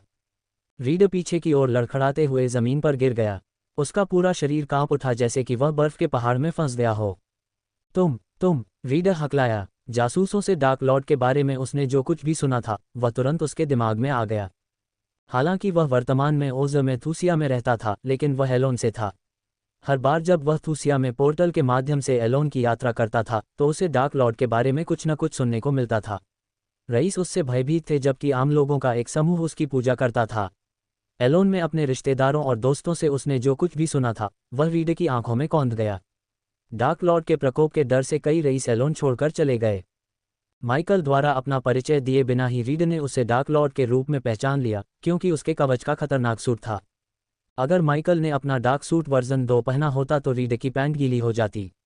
ये जो उसने अभी पहना था, वह पूरा काला लबादा, हुड और केप वाला पुराना सूट था। इस कवच पर कोई जटिल विवरण, चांदी की परत, धातु की प्लेट या रन नहीं उकेरे गए थे, बल्कि ये कवच का एक सादा काला सूट था। फिर भी उसकी किंवदंती ने रीडर को उसे देखते ही सिहरन पैदा कर दी। पिघले हुए प्लेग की बदौलत माइकल को खुद को बचाने के लिए किसी कवच की जरूरत नहीं थी। माइकल ने देखा कि रीडर डर के मारे पीछे की ओर रेंग रहा है, लेकिन इससे पहले कि वह थूसियन से निपट पाता, माइकल ने अपना हाथ हिलाया क्योंकि आइस ड्रैगन के दिल वाला क्रिस्टल बगल की मेज से सीधे उसके हाथ में आ गया। माइकल ने आइस क्रिस्टल की जांच भी नहीं की क्योंकि उसने उसे अपने सिस्टम स्टोरेज में रख दिया था। नाइटमेयर ने माइकल को सलाह दी कि थूसियन को बाद में मार दे जब वे कुछ आइटम खरीद लें। इस तरह न केवल माइकल को उनकी जान मिलेगी बल्कि उनके आइटम भी मिलेंगे। हालांकि माइकल नाइटमेयर की योजना के साथ नहीं गया, हालांकि यह एक बढ़िया योजना थी। इसके बजाय माइकल थूसियन को जल्द से जल्द मारना चाहता था। उसे शायद ऐसा मौका फिर कभी न मिले। चाहे जो भी हो, वह उन्हें मरना चाहता था। राजा मैक्सिम की मदद करने वाला हर एक व्यक्ति उसके हाथों मरेगा। आखिरकार उसने खुद से वादा किया था कि वह थूसिया को टुकड़े टुकड़े करके नष्ट कर देगा। हमें अकेला छोड़ दो, रीडर इन शब्दों को कहने में कामयाब रहा। वह डार्क लॉर्ड से दया की भीख नहीं मांगने वाला था क्योंकि वह उससे भीख मांगने के बजाय मरना पसंद करेगा। लेकिन कितनी भी भीख मांगने से वे बच नहीं सकते थे। राजा मैक्सिम की वफादारी से सेवा करने से ही माइकल के हाथों उनकी मृत्यु सुनिश्चित हो गई। तुम्हारी रात बहुत दर्दनाक होने वाली है, माइकल ने कहा। उसकी कलाई के चारों ओर काली बिजली चमकने लगी। माइकल रीडर पर बिजली के बोल्ट से हमला करने ही वाला था कि उसने अपने सिर में गया की आवाज़ सुनी। माइकल, क्या तुम खतरे में हो? माइकल ने पूछा। नहीं। अच्छा, जो भी हो वह इंतज़ार कर सकता है। मैं इंथूशियन सुअरों को मारने में व्यस्त हूँ। माइकल ने अपने दिल में ठंडी हत्या को नहीं छिपाया। माइकल की बात सुनकर रीडर का दिल धड़क उठा। उसने जादू करने की कोशिश की लेकिन असफल रहा। चलो शुरू करते हैं, माइकल ने कहा। अध्याय 625, माइकल बनाम लेलायल डेनाई। माइकल ने रीडर को उसकी गर्दन से पकड़ा और खुद को हवा में उठा लिया। वह चारों में सबसे ताकतवर था, इसलिए माइकल ने रीडर पर ध्यान केंद्रित किया। जैसे ही माइकल ने रीडर को हवा में उठाया, उसके पैर हिलने लगे। रीडर ने सांस लेने के लिए हौंफते हुए माइकल की गर्दन को पकड़ने की कोशिश की। रीडर माइकल की गर्दन को दबाना चाहता था, फिर भी वह उसकी गर्दन तक नहीं पहुंच पाया। फिर भी रीडर ने तब तक कोशिश की जब तक कि उसके मस्तिष्क में ऑक्सीजन की कमी के कारण उसके हाथों की ताकत खत्म नहीं हो गई। Dot dot dot. धीरे से माइकल ने अपना बूट रीडर के पैरों पर रख दिया। क्या तुम एक वफादार और समझदार व्यक्ति हो? माइकल ने पहले से ज्यादा गहरी आवाज में अपने शब्दों को दोहराया। हाँ। रीडर को अपने पैरों में एक भयानक दर्द महसूस हुआ क्योंकि माइकल ने थोड़ा और दबाव डाला। रीडर मुश्किल से सांस ले पा रहा था। हाँ। रीडर ने जितना हो सका चिल्लाया। उसे उम्मीद थी कि हाँ में जवाब देने से डार्क लॉर्ड उसके पैरों को कुचलना बंद कर देगा। सौभाग्य से माइकल ने रीडर के पैरों को कुचलना बंद कर दिया। थूसिया के प्रति वफादार हम, माइकल ने हंसते हुए कहा। एक पल के लिए माइकल ने हॉल के चारों ओर देखा। फिर उसने अपना हाथ ऊपर उठाया जिससे हवा का एक शक्तिशाली झोंका आया। इसने छत को नष्ट कर दिया जिससे माइकल के ठीक ऊपर एक बड़ा छेद हो गया। नतीजतन माइकल को अंधेरे आसमान के नीचे और भी शक्तिशाली महसूस हुआ। उठो, माइकल फ्रेडी की ओर चला गया जो घोस्ट से नफरत करता था। छोड़ दो उसे अकेला, रीडर हकलाया। Freddie Freddie Freddie. माइकल ने फ्रेडी को गर्दन से पकड़कर जमीन से उठाने से पहले शैतानी ढंग से ठहाका लगाया। मैं सचमुच तुम्हारे अंदर नस्लवाद की गंध महसूस कर सकता हूँ। माइकल ने धीरे से फ्रेडी की गर्दन को दबाया जब तक कि उसके चेहरे का रंग उड़ नहीं गया। जब माइकल दबा रहा था, माइकल की कलाई से एक छोटी सुई बाहर निकली और पिघले हुए प्लेग के मारक को फ्रेडी के शरीर में इंजेक्ट कर दिया। क्यों? माइकल चाहता था कि फ्रेडी और हर कोई दर्द महसूस करे। कुछ सेकंड बाद फ्रेडी ने धीरे से अपनी आंखें खोलीं। जब माइकल ने फ्रेडी को जमीन पर पटक दिया तो उसका दिमाग ये भी नहीं समझ पाया कि उसके सामने क्या था। फ्रेडी के चीखने से पहले ही माइकल ने फ्रेडी की छाती पर लात मार दी। उसके लात से ऐसी चटकने वाली आवाज़ आई जैसे माइकल ने फ्रेडी की छाती की कई पसलियां तोड़ दी हों। फ्रेडी खांसने लगा और दर्द से कराहने लगा। इस बीच माइकल ने अपनी नज़र बाल्डी की ओर घुमाई जो थूसिया में एक भूमिगत आपराधिक साम्राज्य से निपटता था। फ्रेडी के साथ किए गए काम की तरह ही माइकल ने फ्रेडी को प्रताड़ित करने से पहले उसे मारक इंजेक्शन लगाया।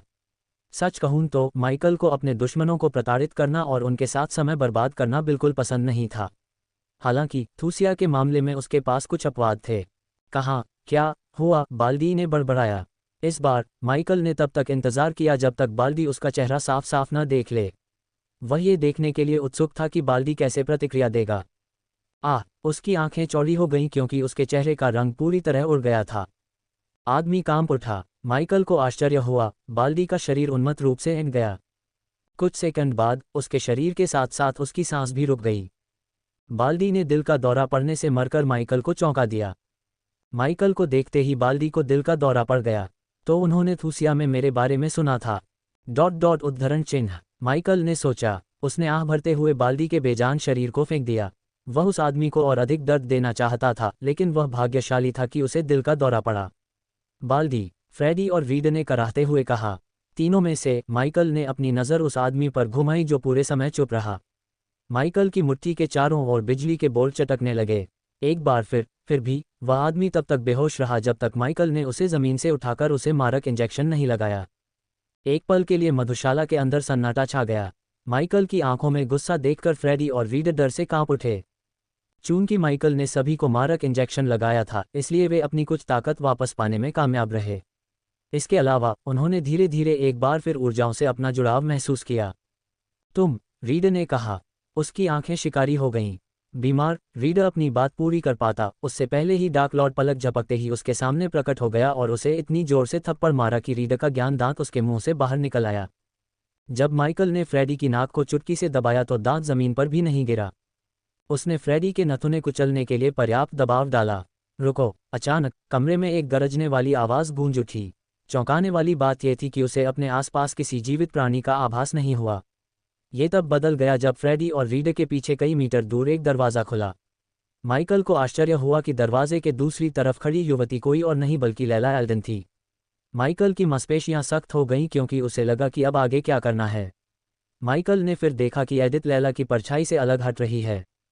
डार्क लॉर्ड, एडिथ ने दबी हुई आवाज़ में कहा। उसकी आवाज़ में डर का एक रंग था। दोनों महिलाएं बिना पलक झपकाए माइकल को घूर रही थीं। कराहते हुए पुरुषों को देखते हुए लैला ने अपनी भौहें सिकोड़ लीं। उन्हें ले जाओ और इस जगह से चले जाओ, लैला ने एडिथ को आदेश दिया। नहीं, जैसे ही एडिथ एक कदम आगे बढ़ने वाली थी, माइकल ने अपनी आवाज़ ऊंची कर दी। उसकी चीख में इतनी ताकत थी कि वह एडिथ को एक कदम पीछे धकेल सकती थी। हालांकि लैला फ्यूजन स्टेज लेवल 10 पर थी, लेकिन माइकल उससे नहीं डरता था। अपने पूर्ण डार्क लॉर्ड रूप में वह किसी भी फ्यूजन स्टेज साधकों से आमने सामने की लड़ाई कर सकता था। अगर माइकल चाहता तो वह उन्हें पिघले हुए प्लेग से शक्तिहीन कर सकता था और फिर उन्हें चींटियों को मारने की तरह आसानी से मार सकता था। आखिरकार उसके दिल के कोने में लैला के लिए एक नर्म जगह थी। अचानक माइकल के दिल में एक डर की भावना ने हमला किया। उसने तुरंत सिस्टम को बुलाया। सिस्टम, क्या मैं अभी भी लैला के हमलों से प्रतिरक्षित हूँ? हाँ, सिस्टम ने बेपरवाही से जवाब दिया। कई महीने पहले जब माइकल और लैला एल्डेन विश्वासघाती महासागर में गए थे, तो माइकल को लैला की पहली ऊर्जा का दोहन करने की अचानक आवेग के कारण आत्मा से चलना पड़ा। आत्मा से चलने और पहली ऊर्जा को अवशोषित करने के परिणामस्वरूप सिस्टम ने माइकल और लैला दोनों की आत्माओं में एक रून डाल दिया, जिससे लैला माइकल को चोट पहुंचाने से रोक दिया। उस समय इसने माइकल को बचा लिया। हालांकि अगर माइकल कुछ नहीं करता तो वह अजेयता उसकी पहचान को उजागर कर देती। इसे अक्षम करें, माइकल ने सिस्टम को आदेश दिया। होस्ट नहीं कर सकता। आपको ये पूछने से पहले सिस्टम को अपग्रेड कर लेना चाहिए था। सिस्टम लगभग ऐसा लग रहा था जैसे माइकल की हिचकिचाहट उसे अपग्रेड करने के लिए पर्याप्त थी। ऐसा नहीं है कि माइकल सिस्टम को अपग्रेड नहीं करना चाहता था, लेकिन इलाज और महान कौशल खोजने के लिए बदमाश अंक बचाने जैसी अन्य चीज़ें उच्च प्राथमिकता लेती थीं। जैसे ही नीलामी समाप्त होती, माइकल सिस्टम को अपग्रेड कर देता। यह उसके बाद का पहला काम था। उसे अपग्रेड के लिए बस 200,000 बदमाश अंक चाहिए थे। तो प्लान बी का समय है। माइकल ने एक गहरी सांस ली। लैला एल्डन, माइकल ने अपनी शैतानी आवाज़ में लैला का नाम लिया। उसने कभी नहीं सोचा था कि वह यहाँ लैला से मिलेगा। जब माइकल पहली बार लैला से मिला था तो उनके बीच शक्ति का अंतर बहुत बड़ा था, लेकिन अब माइकल चाहे तो लैला को कई तरीकों से मार सकता है। छोड़ो, माइकल ने लैला को चेतावनी दी। एडिथ दूसरी ओर एक कदम आगे बढ़ने में हिचकिचाहट हुई। माइकल को देखते हुए वह सिर से पैर तक कांप उठी। मज़ेदार है, मैं भी यही कहने वाली थी, लैला ने शांति से कहा। उसकी मधुर आवाज़ ने रीडर, फ्रेडी और दूसरे आदमी को शांत कर दिया। उसकी साधना अवस्था को देखने के बाद उन्होंने राहत की सांस ली। माइकल ने देखा कि लैला अपनी नज़र उस पर केंद्रित कर रही थी, उसकी शक्ति के स्तर को मापने की कोशिश कर रही थी, लेकिन असफल रही। थूसियन पर हमला करने से पहले माइकल ने अपनी साधना अवस्था को छिपाने के लिए सिस्टम को पैसे दिए। अन्यथा मुल्ट्राज जैसे लोग इस सिद्धांत के साथ आ सकते थे कि पवित्र चर्च के पास जिस डार्क लॉर्ड से उन्होंने लड़ाई की थी, वह एक धोखेबाज था। ये तुम्हारा विषय नहीं है, लैला एल्डन। अगर तुम वापस लौटकर चली गई तो मैं तुम्हें या तुम्हारे परिवार को कोई नुकसान नहीं पहुंचाऊंगा, माइकल ने लैला को धमकाया। वह कोई झूठा वादा भी नहीं कर रहा था। थूसियन के प्रति उसका गुस्सा लैला की भलाई से ज्यादा था। अगर लैला उसके और थूसिया से बदला लेने के बीच खड़ी होती तो माइकल बिना सोचे समझे उसे मार डालता।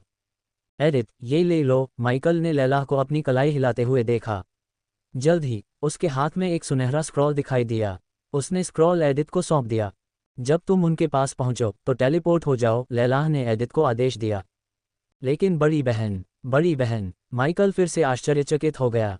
यह अच्छी बात थी कि माइकल ने अपना चेहरा मास्क से ढक लिया था, अन्यथा लैला उसके सदमे को समझ जाती।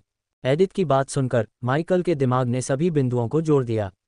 उसने अपनी भौहें सिकोड़ लीं, ये देखते हुए कि एडिथ विक्टोरिया की सबसे अच्छी दोस्त थी, वह स्पष्ट रूप से उसके और थूसिया के विनाश के बीच खड़ी होगी, खासकर जब वह विक्टोरिया को मारने वाला था। उस समय लैला अपनी छोटी बहन को बचाने के लिए हस्तक्षेप कर सकती थी। इसने माइकल के लिए चीज़ों को जटिल बना दिया। न केवल एडिथ के पास नूह था, बल्कि उसे बचाने के लिए लैला भी थी।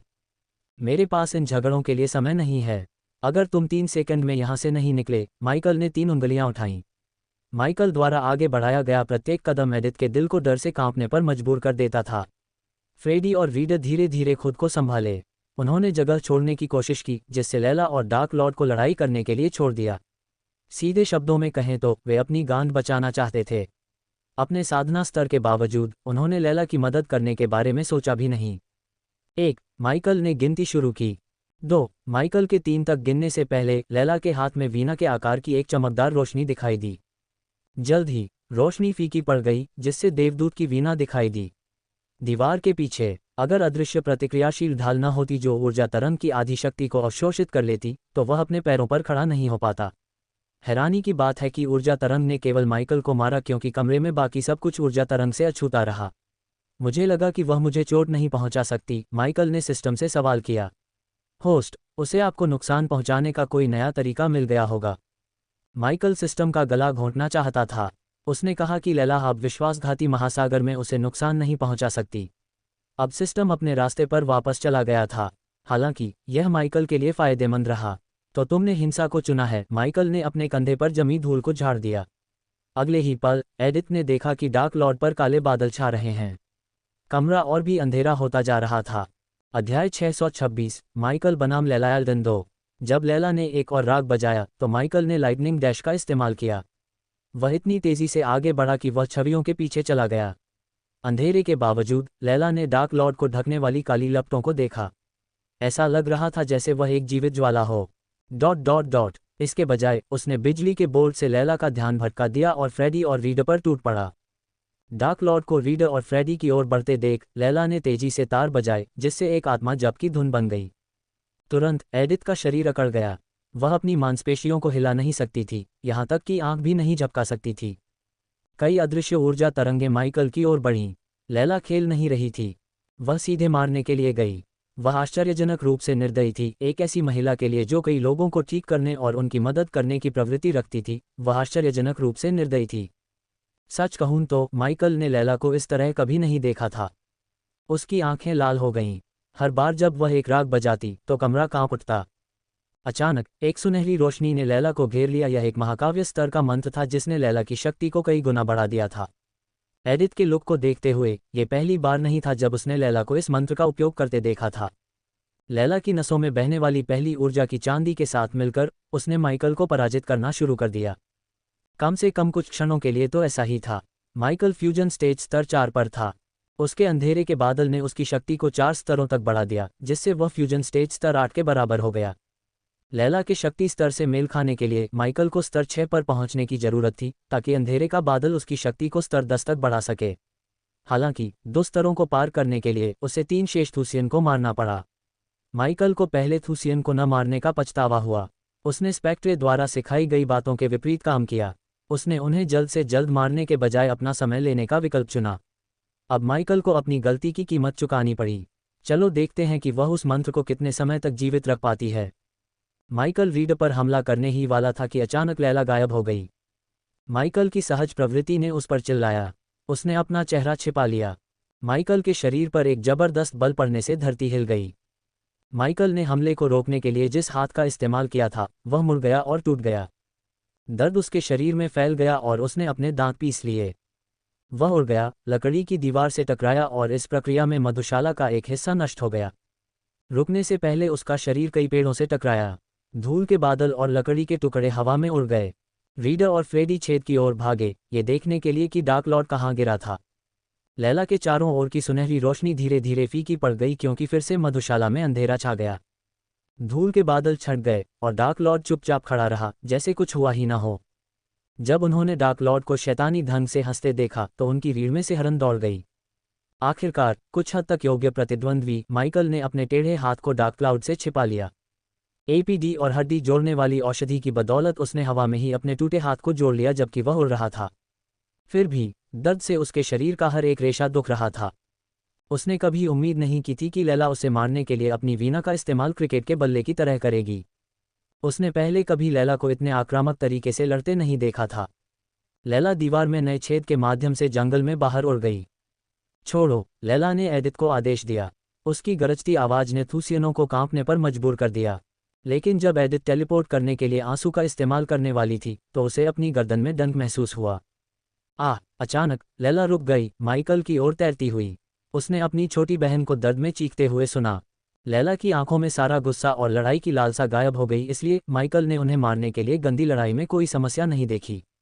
लैला ने तुरंत पलटकर देखा कि एडिथ कराह रही थी और जमीन पर छटपटा रही थी। लैला ने एडिथ पर हमला किया तो उसकी मात्र प्रवृत्ति जाग उठी। एडिथ, लैला की वीणा शून्य में चली गई क्योंकि वह एडिथ का सिर उठाने के लिए नीचे झुकी। लैला ने प्रकाश की एक शक्तिशाली गेंद को जगाया जिसने उनके चारों ओर एक छोटे से क्षेत्र को रोशन कर दिया। प्रकाश ने माइकल द्वारा नियंत्रित अंधेरे से लड़ाई की। अगर उसके पास अंधेरे तत्व पर थोड़ा और नियंत्रण होता तो वह प्रकाश को बुझा सकता था। एक पल में माइकल रीडर में पहुंच गया जब लैला का ध्यान एडिथ ने भंग कर दिया था। रीडर, फ्रेडी और लाल बालों वाला आदमी कांपने से खुद को नहीं रोक सका। इस बार माइकल ने कोई समय बर्बाद नहीं किया। उसने जितनी जल्दी हो सका रीडर के सिर पर सीधे मुक्का मारा। चूंकि रीडर पिघले हुए प्लेग से कमजोर हो गया था, इसलिए माइकल के मुक्के ने रीडर की खोपड़ी को चीर दिया। रीडर के सिर से खून की धार बह निकली जिससे फ्रेडी का चेहरा लाल हो गया।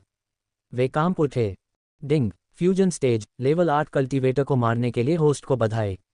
इनाम 750,000 अनुभव अंक और 5000 बदमाश अंक हैं। लेवल अप करने के लिए होस्ट को बधाई। वर्तमान स्तर फ्यूजन स्टेज लेवल 5 है। डिंग, जैसे ही रीडर का बेजान शरीर जमीन पर गिरा, सराय में एक और धरती हिला देने वाली आवाज गूंज उठी। माइकल को आश्चर्य हुआ कि उस ध्वनि ने एडिथ को ठीक कर दिया। इस बार लैला ने कोई गड़बड़ नहीं की और उसने स्क्रॉल को 2 भागों में फाड़ दिया। एक चमकदार रोशनी ने तुरंत एडिथ, फ्रेडी और दूसरे को ढक लिया। इससे पहले कि माइकल फ्रेडी को मार पाता, वे मधुशाला से गायब हो गए। यह एक गलती थी, लैला, माइकल ने गुर्राहट के साथ कहा। उसकी आवाज में बहुत नफरत और द्वेष था। लैला की रोशनी का गोला माइकल के अंधेरे से बुझ गया था। उसकी नफरत और गुस्से ने उसकी शक्ति को बढ़ाया, जिससे वह और मजबूत हो गया। लैला ने एक और राग बजाने के लिए अपनी उंगली हिलाई, लेकिन माइकल ने उसे उड़ा दिया। हवा का झोंका, हवा के झोंके ने लैला को कई मीटर तक उड़ा दिया। वह अपनी वीणा के साथ अपने पैरों पर उतरने में कामयाब रही। तुम्हें थूशियन को बचाने का कोई अधिकार नहीं था, माइकल चिल्लाया क्योंकि एक शक्तिशाली धमाके ने मधुशाला को टुकड़ों में नष्ट कर दिया। बिना यह एहसास किए माइकल ने अपनी असली ताकत का थोड़ा सा हिस्सा उजागर कर दिया था। पलक झपकते ही पहले से आलीशान सराय खंडहर बन गई। इलाके में अंधेरा और ठंड बढ़ती देख लैला ने अपनी आंखें बंद कर लीं। अचानक माइकल ने जमीन से जगुआर जैसी कई आकृतियां उभरती देखीं। उसने कुछ नई तरकीबें सीखी हैं, माइकल ने मन ही मन हंसते हुए कहा। माइकल ने अपनी कलाई हिलाई और डूम ब्रिंगर उसके हाथ में आ गया। ठीक वैसे ही जैसे तुम्हें उस व्यक्ति को चोट पहुंचाने का कोई अधिकार नहीं है जिसकी मैं परवाह करता हूं, माइकल ने कहा। उसके लहजे और हाव भाव को देखते हुए वह एडिथ के बारे में बात नहीं कर रही थी। इसके बजाय माइकल को लगा कि वह घोस्ट के बारे में बात कर रही है। तो तुम्हें घोस्ट से प्यार है ना? माइकल ने हंसी उड़ाई। वह लैला से एक निश्चित उत्तर चाहता था। जैसा कि माइकल ने अंदर से उम्मीद की थी, लैला ने उसे कोई जवाब नहीं दिया। इसके बजाय उसने एक ही समय में कई तार मारे। जगुआर माइकल पर झपट पड़े। मुस्कराते हुए माइकल ने डूमरिंगर को और कस लिया। लैला ने उसे 2 हिस्सों में काटने के लिए कई ऊर्जा तरंगें भेजीं। इस बार माइकल अर्धचंद्राकार सुनहरी तरंगों को अपनी ओर आते देख सकता था। तरंगों ने जगुआर को नुकसान नहीं पहुंचाया, लेकिन उनके बीच खड़ी टूटी हुई सराय की दीवारों को 2 हिस्सों में काट दिया। अचानक माइकल से काली लपटें निकलीं जिसने जगुआर को ढक दिया। लैला ने पहले कभी किसी लपट की इतनी तीव्र गर्मी महसूस नहीं की थी। वह सिकुड़ गई, उसकी भौहें तन गईं। मन की गहराई में वह सोच रही थी कि यह किस तरह की आदिम ज्वाला है। अपने पूरे जीवन में उसने कुछ आदिम ज्वालाओं के बारे में सीखा और देखा भी था। हालांकि डार्क लॉर्ड द्वारा इस्तेमाल की गई ज्वालाओं से कुछ भी मेल नहीं खा सकता था। जैसे ही माइकल अपने डूमरिंगर को सिर के ऊपर उठाकर हवा में उछला, ज्वालाओं ने जगुआर की गति धीमी कर दी। धमाका! माइकल ने डूमरिंगर को धरती हिला देने वाले बल के साथ एक जगुआर के सिर पर गिरा दिया। जगुआर का सिर भूरे धूल में फट गया और सदमे की लहर ने दूसरे को पेड़ों के समुद्र में उड़ा दिया। जहां माइकल का डूमरिंगर गिरा वहां जमीन फट गई। हवा का झोंका! माइकल ने हाथ उठाकर ऊपर देखा। दो अर्धचंद्राकार तरंगें हवा में मिलीं, एक दूसरे को निष्प्रभावी कर दिया। उनकी लड़ाई इतनी तीव्र थी कि इससे वातावरण ही अशांत हो गया। उन दोनों ने 10 मीटर के दायरे में अपने आसपास की हर चीज को नष्ट कर दिया। इसके अलावा उनकी लड़ाई ने हवा में आकाशीय ऊर्जा को इस हद तक बाधित कर दिया कि साफ आसमान जल्द ही तूफानी बादलों से भर गया। इलाके में गड़गड़ाहट की आवाज़ गूंज उठी। जंगल में बिजली चमकने लगी। माइकल ने महसूस किया कि कई आकृतियां बहुत तेजी से उनकी ओर आ रही हैं। लैला की नज़रों से ओझल होते ही उसकी आकृति धुंधली हो गई। लैला के पीछे बिजली की एक किरण जमीन पर गिरी। माइकल की आकृति बिजली से उभरी और उसका डूमरिंगर लैला के कंधे पर निशाना साध रहा था। उसके विपरीत उसने उसे मारने की कोशिश नहीं की। अगर वह लैला को मारना चाहता था तो वह पिघले हुए प्लेग का इस्तेमाल कर सकता था। माइकल नहीं चाहता था कि आत्मा का बच्चा बिना माता पिता के बड़ा हो। उसने अपने माता पिता के प्रति अपनी नफरत के बावजूद बच्चे को पहले ही त्याग दिया था। लैला की युद्ध प्रवृत्ति ने काम करना शुरू कर दिया क्योंकि उसने आसानी से अपने हाथ के पिछले हिस्से से डूमरिंगर को विक्षेपित कर दिया। अगले ही पल लैला के चारों ओर एक सुनहरा गुंबद दिखाई दिया जो उसे डूमरिंगर से बचा रहा था। माइकल की आकृति फिर से धुंधली हो गई और फिर लैला के बाईं ओर फिर से प्रकट हुई। उसके हमले को सुनहरे गुंबद ने विक्षेपित कर दिया। हालांकि माइकल ने हार नहीं मानी। उसने एक बार फिर हमला किया और कयामत लाने वाले को काली लपटों से घेर लिया। धमाका! जब उसने कयामत लाने वाले को गुंबद पर गिराया तो गुंबद टूट गया। एक बार फिर माइकल ने अपने कयामत लाने वाले को अपने सिर के ऊपर उठाया। लेकिन इससे पहले कि वह गुंबद पर वार कर पाता, लैला छलांग लगाकर दूर चली गई। उसके मुंह के कोने से खून की धार बह निकली। डार्क लॉर्ड का सामना करने के बावजूद उसने डर का कोई लक्षण नहीं दिखाया। यहां तक कि माइकल भी लैला की प्रशंसा करने से खुद को नहीं रोक सका। वह लैला पर फिर से हमला करने ही वाला था कि माइकल ने महसूस किया कि और भी आकृतियां उनकी ओर आ रही हैं। परिस्थितियां उसके खिलाफ हो गईं।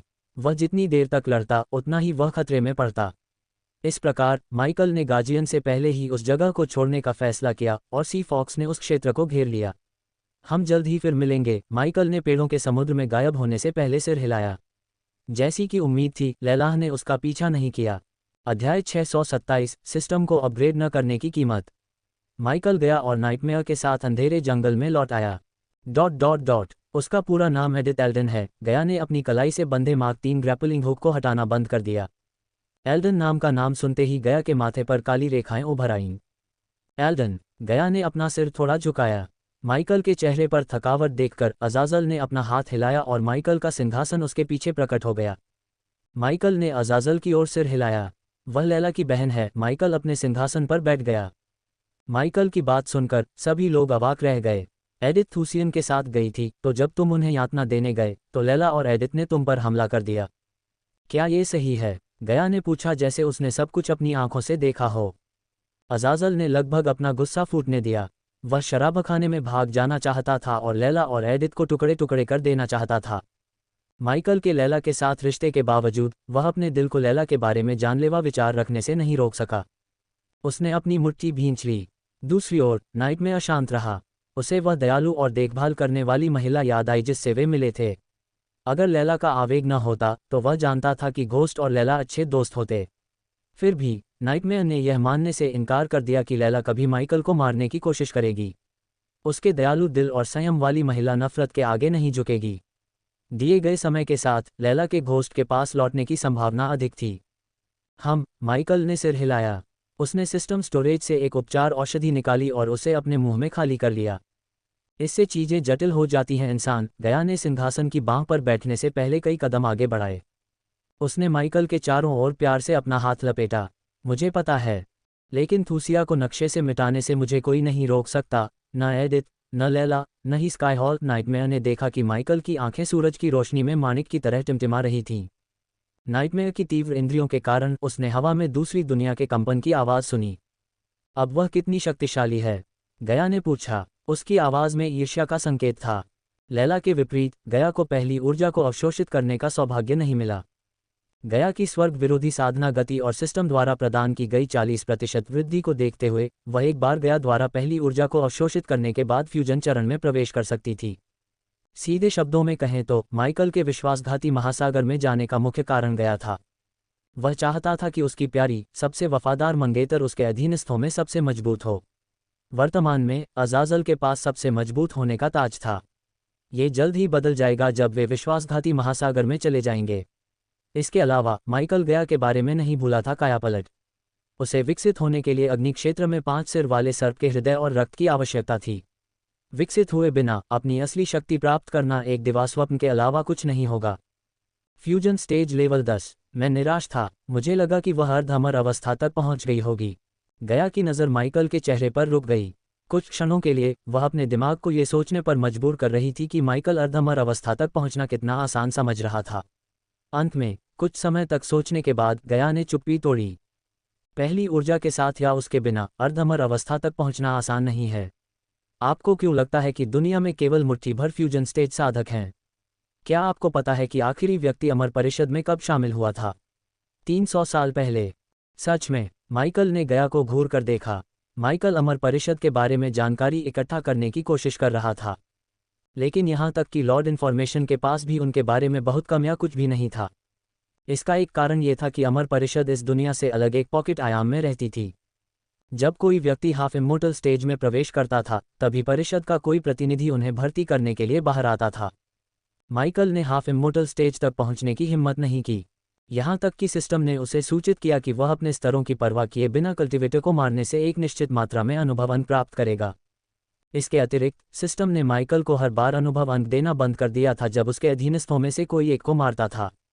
इसलिए जब गया ने कुछ रोड गॉड्स को मार दिया तो माइकल को कोई अनुभव अंक नहीं मिला। सिस्टम अनुभव बिंदुओं का उपयोग करके माइकल के शरीर और आत्मा को आणविक स्तर से बदल रहा था, लेकिन यह एकमात्र कारण नहीं था कि सिस्टम ने उसे अनुभव अंक क्यों नहीं दिए। इसने सिस्टम अपग्रेड को प्राथमिकता नहीं देने के लिए माइकल को दंडित करने के लिए अनुभव अंक और बदमाश अंक बंधक बनाए रखे। माइकल ने सिस्टम को अपग्रेड किए हुए 7 महीने हो चुके थे। वह नीलामी में कुछ खोजने आई होगी, कुछ ऐसा जो उसे हाफ इमोर्टल स्टेज तक पहुंचने में मदद कर सके। उसके शब्दों ने माइकल को आश्चर्यचकित कर दिया कि क्या लैला को कॉस्मिक स्ट्रीम के बारे में पता था या नहीं। अगर एडिथ को इसके बारे में पता था तो लैला के जानने की संभावना बहुत अधिक थी। हालांकि अगर उसे पता था तो लैला कॉस्मिक स्ट्रीम का उपयोग करके आगे बढ़ सकती थी। मैक्सिम बार्न्स को जानते हुए और कॉस्मिक स्ट्रीम की रक्षा के लिए वह जिस हद तक जा सकता था, माइकल को संदेह था कि एडिथ को इसके बारे में कुछ भी पता था। उसकी बातों पर ध्यान दें। होस्ट, आप सिस्टम को लेवल 7 तक अपग्रेड किए बिना हाफ इमोर्टल स्टेज तक नहीं पहुंच सकते। सिस्टम की आवाज़ सुनते ही माइकल का शरीर जम गया। उसके दिमाग ने सिस्टम के शब्दों को दोहराया। लेवल 7। माइकल ने सिस्टम से सवाल किया। होस्ट को नहीं लगता था कि आप लेवल 6 सिस्टम के साथ हाफ इमोर्टल स्टेज तक पहुंच सकते हैं, है ना? सिस्टम माइकल की घबराहट से लगभग खुश लग रहा था। सिस्टम की घमंडी हरकतों को अब और बर्दाश्त नहीं कर पाने के कारण माइकल गुर्राया। हालांकि वह जानता था कि चाहे वह सिस्टम से कितना भी झगड़ा क्यों न कर ले, सिस्टम के बिना हाफ इमोर्टल स्टेज तक पहुंचने का उसके पास कोई रास्ता नहीं था। कितने बदमाश अंक! माइकल ने आह भरी। आपको अगले अपग्रेड के लिए 600,000 बदमाश अंक चाहिए। फिर लेवल 7 अपग्रेड के लिए 1 मिलियन बदमाश अंक चाहिए। जाहिर है यह माइकल के विकास में बाधा डालेगा, लेकिन कम से कम वह पहले से ही खाद्य श्रृंखला के शीर्ष पर पहुंच गया था। अमर परिषद के लिए धन्यवाद। फ्यूजन चरण से ऊपर का कोई भी व्यक्ति नश्वर मामलों में हस्तक्षेप नहीं करता था। हालांकि जो बदमाश परिषद में शामिल नहीं होना चाहते थे वे अमर आयाम से बाहर रहे, लेकिन उन्होंने परिषद का ध्यान अपनी ओर आकर्षित न करने की पूरी कोशिश की। ये बदमाश या तो कोल्ड माउंटेन में रहे या अन्य क्षेत्रों में जैसे कि अकिलिन क्षेत्र में। वे केवल तभी सार्वजनिक रूप से सामने आए जब उनके वंशजों या परिवारों को किसी आपदा का सामना करना पड़ा। बताओ, तुमने क्या किया? क्या उसने तुम्हारे साथ ऐसा किया? गया ने अपने शरीर पर खून के धब्बों की ओर इशारा किया। एक लंबी आह भरते हुए माइकल ने मधुशाला में हुई हर बात का वर्णन करना शुरू किया। कुछ मिनट बाद गया की आंखें चमक उठीं। वह ये सुनकर खुश हुई कि माइकल ने लैला को छोड़ने या इससे भी बदतर अपनी पहचान उजागर करने के बजाय उससे लड़ाई की। क्या कोई संभावना है कि उसने तुमसे इसलिए लड़ाई की क्योंकि डार्क लॉर्ड ने घोस्ट पर हमला किया था? नाइटमेयर ने पूछा। मुझे ऐसा लगता है, माइकल ने सिर हिलाया। यह मत भूलो कि उसने तुम्हें मारने की कोशिश की थी और अपनी गलती के लिए तुम्हें दोषी ठहराया। गया ने अपनी आंखें घुमाईं। अजाजल ने गया से सहमति जताई। कारण जो भी हो, अजाजल लैला से अपने मालिक को मारने की कोशिश करने के लिए नफरत करता था। उसका कारण जो भी हो, मैं थूसिया को नहीं छोड़ूंगा। अगर एडिथ मेरे रास्ते में आती रही, जो मुझे पता है कि वह आएगी, तो मैं उसे मारने में संकोच नहीं करूंगा। मैक्सिम और उसके पूरे परिवार के साथ थूसिया का नाश हो जाएगा। माइकल के शब्द जानलेवा थे। वे महसूस कर सकते थे कि तापमान कुछ डिग्री गिर गया था। हम उन लोगों के बारे में क्या करने जा रहे हैं जो बच गए? गया ने पूछा। उसके सवाल ने माइकल को क्षण भर के लिए मदहोशी में डाल दिया। उसने सोचा कि उनके बारे में क्या किया जाना चाहिए। अब जब उसने उन पर एक बार हमला कर दिया था, तो उन्हें जीवित छोड़ना जोखिम भरा था। लेकिन साथ ही थूसिया में कदम रखना बेहद खतरनाक था, क्योंकि मैक्सिम ने रक्षात्मक तंत्र के रूप में शक्तिशाली रूनों और सरनियों के साथ राज्य को मजबूत किया था। इसके अलावा जनरल बूथ जैसे लोग माइकल को पहचान सकते थे, और थूसिया में सरनियों और रूनों के साथ खुद को छिपाने से काम नहीं चलेगा। कम से कम जब तक वह सिस्टम को अपग्रेड नहीं कर सकता था, तब तक ऐसा ही था। एक बार अपग्रेड हो जाने के बाद वह खुद को और मजबूत करने के लिए नए मंत्र और कौशल खरीद सकता था। मैंने जो स्पाइडर्स उनसे जोड़े थे, वे थूसिया पहुंचते ही नष्ट हो गए। इसलिए स्पाइडर्स के साथ उन्हें मारना सवाल से बाहर है। माइकल ने अपनी थोड़ी रगड़ी। उसकी वृत्ति ने माइकल को बताया कि थूसिया का दौरा करना एक बुरा विचार था। अगर किसी ने उसे पहचान लिया, तो माइकल ने जो कुछ भी बनाया था वह खतरे में पड़ जाएगा। मैक्सिम बार्न्स को जानते हुए माइकल को आश्चर्य नहीं होगा अगर वह पागल बूढ़ा आदमी ब्रैडफोर्ड के खिलाफ युद्ध छेड़ दे। फिलहाल माइकल ने रीडर और फ्रेडी को अकेला छोड़ने का फैसला किया। आखिरकार वे थूसिया में उसकी किंवदंती फैलाएंगे, जो लंबे समय में माइकल के लिए फायदेमंद हो सकता है। डार्क लॉर्ड द्वारा थूसिया को निशाना बनाने का डर कई रईसों के दिलों में डर पैदा करेगा। निस्संदेह ये डर थूसिया के विकास में बाधा बनेगा। आखिरकार डर एक महान उपकरण था जिसका उपयोग कई अन्य तरीकों से किया जा सकता था। जब सही समय आएगा तो थूसिया के सैनिकों को इसका स्वाद चखाएंगे। माइकल ने अपनी कलाई हिलाई क्योंकि उसके हाथ में एक चांदी की शीशी दिखाई दी। ये हथियारबंद पिघला हुआ प्लेग था। मान लीजिए कि माइकल ने पिघले हुए प्लेग से थूसिया की सेना को संक्रमित कर दिया था। प्लेग, माइकल के मन में कोई संदेह नहीं था कि यह युद्ध का रुख मोड़ देगा। इसलिए भले ही माइकल सीधे अपने हाथों से थूसिया को न मार सके, लेकिन वह उन्हें प्लेग से मारने से संतुष्ट था। गया के दिल में वह उसके साथ थूसिया को नष्ट करने के लिए उत्साहित थी। थूसिया के प्रति घृणा को अपने मन से दूर रखते हुए माइकल ने अपनी नज़र गया की ओर घुमाई। अब मुझे बताओ कि तनुलिया का क्या हुआ? माइकल ने पूछा। युद्ध और थूसिया के प्रति अपनी घृणा के कारण माइकल तनुलिया के बारे में गया से पूछना लगभग भूल ही गया था। माइकल के सवाल पूछने के बाद गया के चेहरे पर एक मुस्कान उभरी। तनुलिया वलरेन अब नहीं रहीं। अध्याय 628 6 सितारा लोहार द्वारा गढ़ा गया कवच। गया के शब्दों को सुनकर माइकल चौंक गया। माइकल को याद आया कि उसने पिघले हुए प्लेग के साथ वालरेन के पीछे गया को भेजा था। उसने गया को आदेश दिया कि वह उन पर तभी हमला करे जब उसे पहले उन्हें संक्रमित करने का कोई तरीका मिल जाए। उसके लहजे को देखते हुए उसे नहीं लगा कि गया ने तनुलिया की जान ली है। अंत में गया सिंहासन की बाँह से उठी और कमरे के चारों ओर लगे दर्पणों को देखा। अपने हाथ की एक लहर से उसने सभी दर्पण बंद कर दिए। माइकल ने अपना सिंहासन घुमा लिया। आपको ये देखना होगा, गया ने अपना हाथ हिलाया क्योंकि दर्पण टिमटिमा रहे थे। कुछ सेकंड बाद सभी छोटे दर्पण एक साथ उभरे और एक बड़ी स्क्रीन बनाई। दर्पण में माइकल ने एक महिला को जंगल में तेजी से आगे बढ़ते देखा। उसने सिंहासन के हाथ को थपथपाया और तबुलिया की गाड़ी का पीछा करने वाली महिला और घोड़ों पर सवार 4 लोगों को देखा। माइकल ने काले वस्त्र पहने हुए व्यक्ति को जंगल को अपने आवरण के रूप में इस्तेमाल करते हुए देखा। आकृति ने गाड़ी का पीछा करते हुए दूरी बनाए रखी, जब तक कि आकृति ने अचानक अपनी गति बढ़ा नहीं दी। अचानक आकृति धुंधली हो गई और कुछ पलों के लिए नजरों से ओझल हो गई। फिर ये घोड़ों पर सवार 4 लोगों के ऊपर दिखाई दी। कुछ ही सेकंड में आकृति ने एक एक करके चारों को पकड़ लिया और उनका गला काट दिया। गया सहित हर कोई जिसने इसे पहले देखा था, आकृति की गति और चपलता की प्रशंसा करने से खुद को रोक नहीं सका। आत्मा शोधकों के पास कोई मौका नहीं था। अगले कुछ मिनटों तक किसी ने एक शब्द भी नहीं कहा। इसके बजाय वे उस महिला को घूरते रहे जिसने तनुलिया को बुरी तरह पीटा और फिर उसका सिर काट दिया। नाइटमेयर और अजाजल ये देखकर हैरान रह गए कि गया उस महिला से लड़ रहा था, लेकिन हार गया। उन्होंने कभी नहीं सोचा था कि वह महिला डार्क क्वीन को हरा सकती है। लेकिन माइकल से जो उन्होंने आगे सुना, उसने उन्हें चौंका दिया। वह खुद को रोक रही थी। माइकल ने कहा, नाइटमेयर और अजाजल ने सोचा कि गया माइकल से असहमत होने जा रहा है, लेकिन इसके विपरीत वह उससे सहमत थी। मुझे भी ऐसा ही लगा। इस तथ्य के बावजूद कि हम एक ही अवस्था और स्तर पर थे, वह मुझसे काफ़ी अधिक शक्तिशाली थी। इसके अलावा पिघले हुए प्लेग ने उस पर कोई प्रभाव नहीं डाला और न ही भय विष ने। माइकल का ध्यान युद्ध पर नहीं था, बल्कि तनुलिया पर हमला करने से पहले उसने जो कहा था उस पर था। उसने जो वाक्य दोहराया वह धरती से था। ट्विंकल ट्विंकल लिटिल स्टार एक नर्सरी कविता थी जो धरती पर छोटे बच्चों को पढ़ाई जाती थी।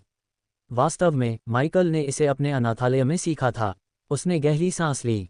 ट्विंकल ट्विंकल लिटिल स्टार, मुझे आश्चर्य है कि तुम क्या हो, दुनिया से बहुत ऊपर, आसमान में हीरे की तरह। उसे उम्मीद नहीं थी कि इस दुनिया से कोई कविता सुनाएगा। इसके अलावा वह इतनी तेजी से लड़ी कि गया जैसे सबसे अच्छे नज़दीकी युद्ध योद्धा भी उसे हरा नहीं सके। इसके अलावा उसने जिस तरह से लड़ाई लड़ी, उसे देखते हुए माइकल बता सकता था कि वह खुद को रोक रही थी, अन्यथा वह महिला कुछ सेकंड में गया को हरा सकती थी। तुम खुद को पिशाचों के लिए वेश्या क्यों नहीं बना सकती? माइकल ने हैरियट के शब्दों को दोहराया। इससे तुम्हें क्या पता चलता है? माइकल ने नाइटमेयर, गया और अजाजल को घूर कर देखा।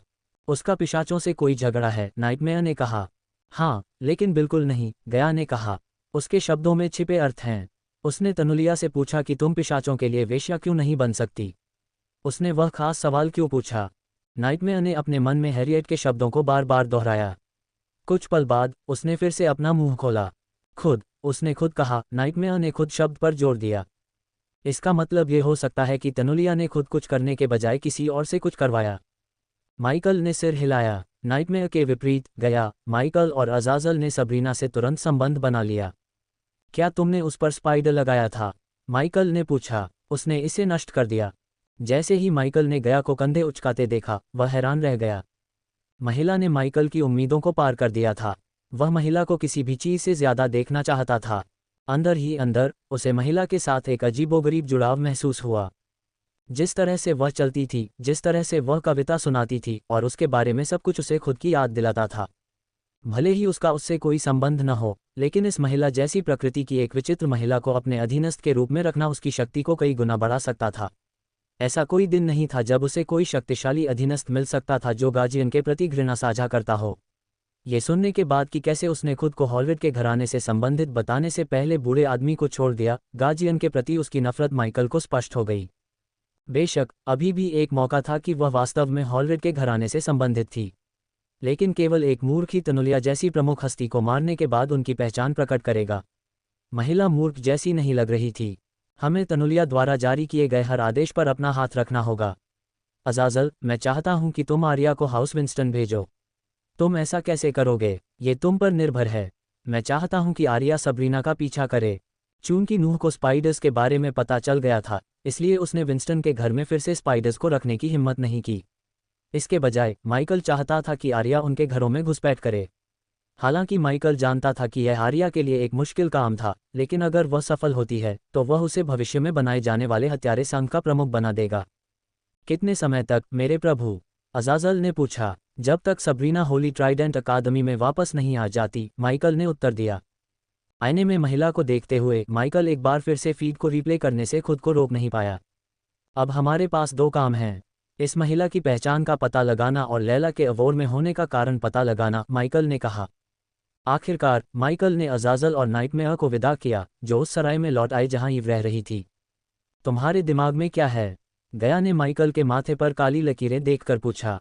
माइकल के साथ लगभग 2 साल बिताने के बाद गया के लिए उसके हाव भाव पढ़ना बहुत मुश्किल नहीं था।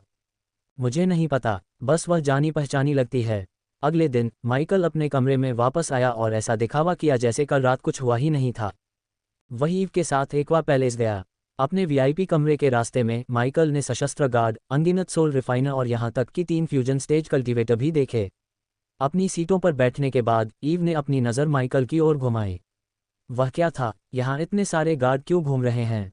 पता नहीं, मैं कल रात अपने कमरे से बाहर ही नहीं निकला। माइकल ने कंधे उचकाए। फिर भी उसने अपना सिर घुमाया और गया की ओर देखा, जिसने ईव के सवाल पूछने से पहले ही कंधे उचका दिए। तुम मेरी ओर क्यों देख रहे हो? मैं उसके साथ था। कमरे में अजीब सी खामोशी छा गई। माइकल ने सूरज को छुपाने वाले बादलों को देखा। उसने आह भरी और पीछे झुक गया। उसका पूरा ध्यान तनुलिया को मारने वाली महिला पर केंद्रित था। वह ये सोचे बिना नहीं रह सका कि बिल्ली जैसा दिखने वाला वह आदमी कहाँ था जब महिला ने तनुलिया और उसके आदमियों का कत्ल किया। धमाका! अखाड़े में एक जबरदस्त घंटी की आवाज़ गूंजी जिसने तुरंत भीड़ को शांत कर दिया। फिर कल की तरह घंटी की आवाज़ के बाद रिकस्टन आसमान से नीचे उतरा। जब वह जमीन पर उतरा तो उसने अपना हाथ ऊपर उठाया। देवियों और सज्जनों, एक्वा नीलामी के दूसरे दिन आपका स्वागत करते हुए मुझे गर्व हो रहा है। बिना किसी और बात के चलिए नीलामी शुरू करते हैं। माइकल को आश्चर्य हुआ। रिकस्टन ने बिना समय बर्बाद किए जल्दी से नीलामी शुरू कर दी। उसे उम्मीद थी कि बूढ़ा आदमी थुशियन या वेलेरेंस के साथ जो हुआ था उसके बारे में आश्वस्त करेगा या कम से कम कुछ शब्द बोलेगा, लेकिन इसके विपरीत बूढ़े आदमी ने जल्दी में नीलामी शुरू कर दी। रिकस्टन की आवाज़ अखाड़े में गूंजने के बाद एक लोहे का खंभा जमीन से उभरा। ऊपर उन्होंने सभी को गहरे लाल रंग से रंगा हुआ कवच का एक पूरा सेट देखा। इस कवच सेट में एक गोल हेलमेट था जिसमें आधा नुकीला चेहरा गार्ड और आंखों के लिए 2 नुकीले छेद थे। इसके किनारे पर 2 सींग लगे थे जो ऊपर की ओर मुड़े हुए थे। कंधे काफ़ी अंडाकार, लंबे और आकार में काफ़ी छोटे थे। उन्हें सैकड़ों छोटे धातु के टुकड़ों से सजाया गया था जो सरीसृपों के तराजू की नकल करते थे। ऊपरी भुजाएं चौकोर, आधे ढकने वाले रिब्रेसस द्वारा सुरक्षित थीं, जो कंधे की प्लेटों के नीचे काफ़ी अच्छी तरह से बैठी थीं। निचली भुजाएं वम्ब्रेस द्वारा ढकी हुई थीं, जिनमें प्रत्येक तरफ एक टेंटेकल जैसा धातु का आभूषण लगा हुआ था जो प्रत्येक वम्ब्रेस के चारों ओर लपेटा हुआ था। ब्रेस्टप्लेट गोल धातु की चादरों की विभिन्न परतों से बना था। इसने गर्दन से लेकर कमर तक सब कुछ ढक लिया। ऊपरी पैर चौकोर, पूरी तरह से ढकने वाले क्यूज से ढके हुए हैं। निचले पैर घुटने के बिंदु पर तेज युक्तियों के साथ ग्रीव्स द्वारा संरक्षित थे। चमकदार कवच को देखते हुए यह माइकल को स्पष्ट था कि इसे पहले कभी नहीं पहना गया था। जब उसने करीब से देखा तो उसने कई रूनों को मंद रूप से चमकते हुए देखा। केवल माइकल ही नहीं, सभी ने इन अजीबोगरीब रूनों को देखा। बिना किसी स्पष्टीकरण के, यहाँ तक कि गया को भी रूनों के प्रभावों के बारे में कोई जानकारी नहीं थी। माइकल को नीलामी में एलिडिर को न लाने का अफसोस था।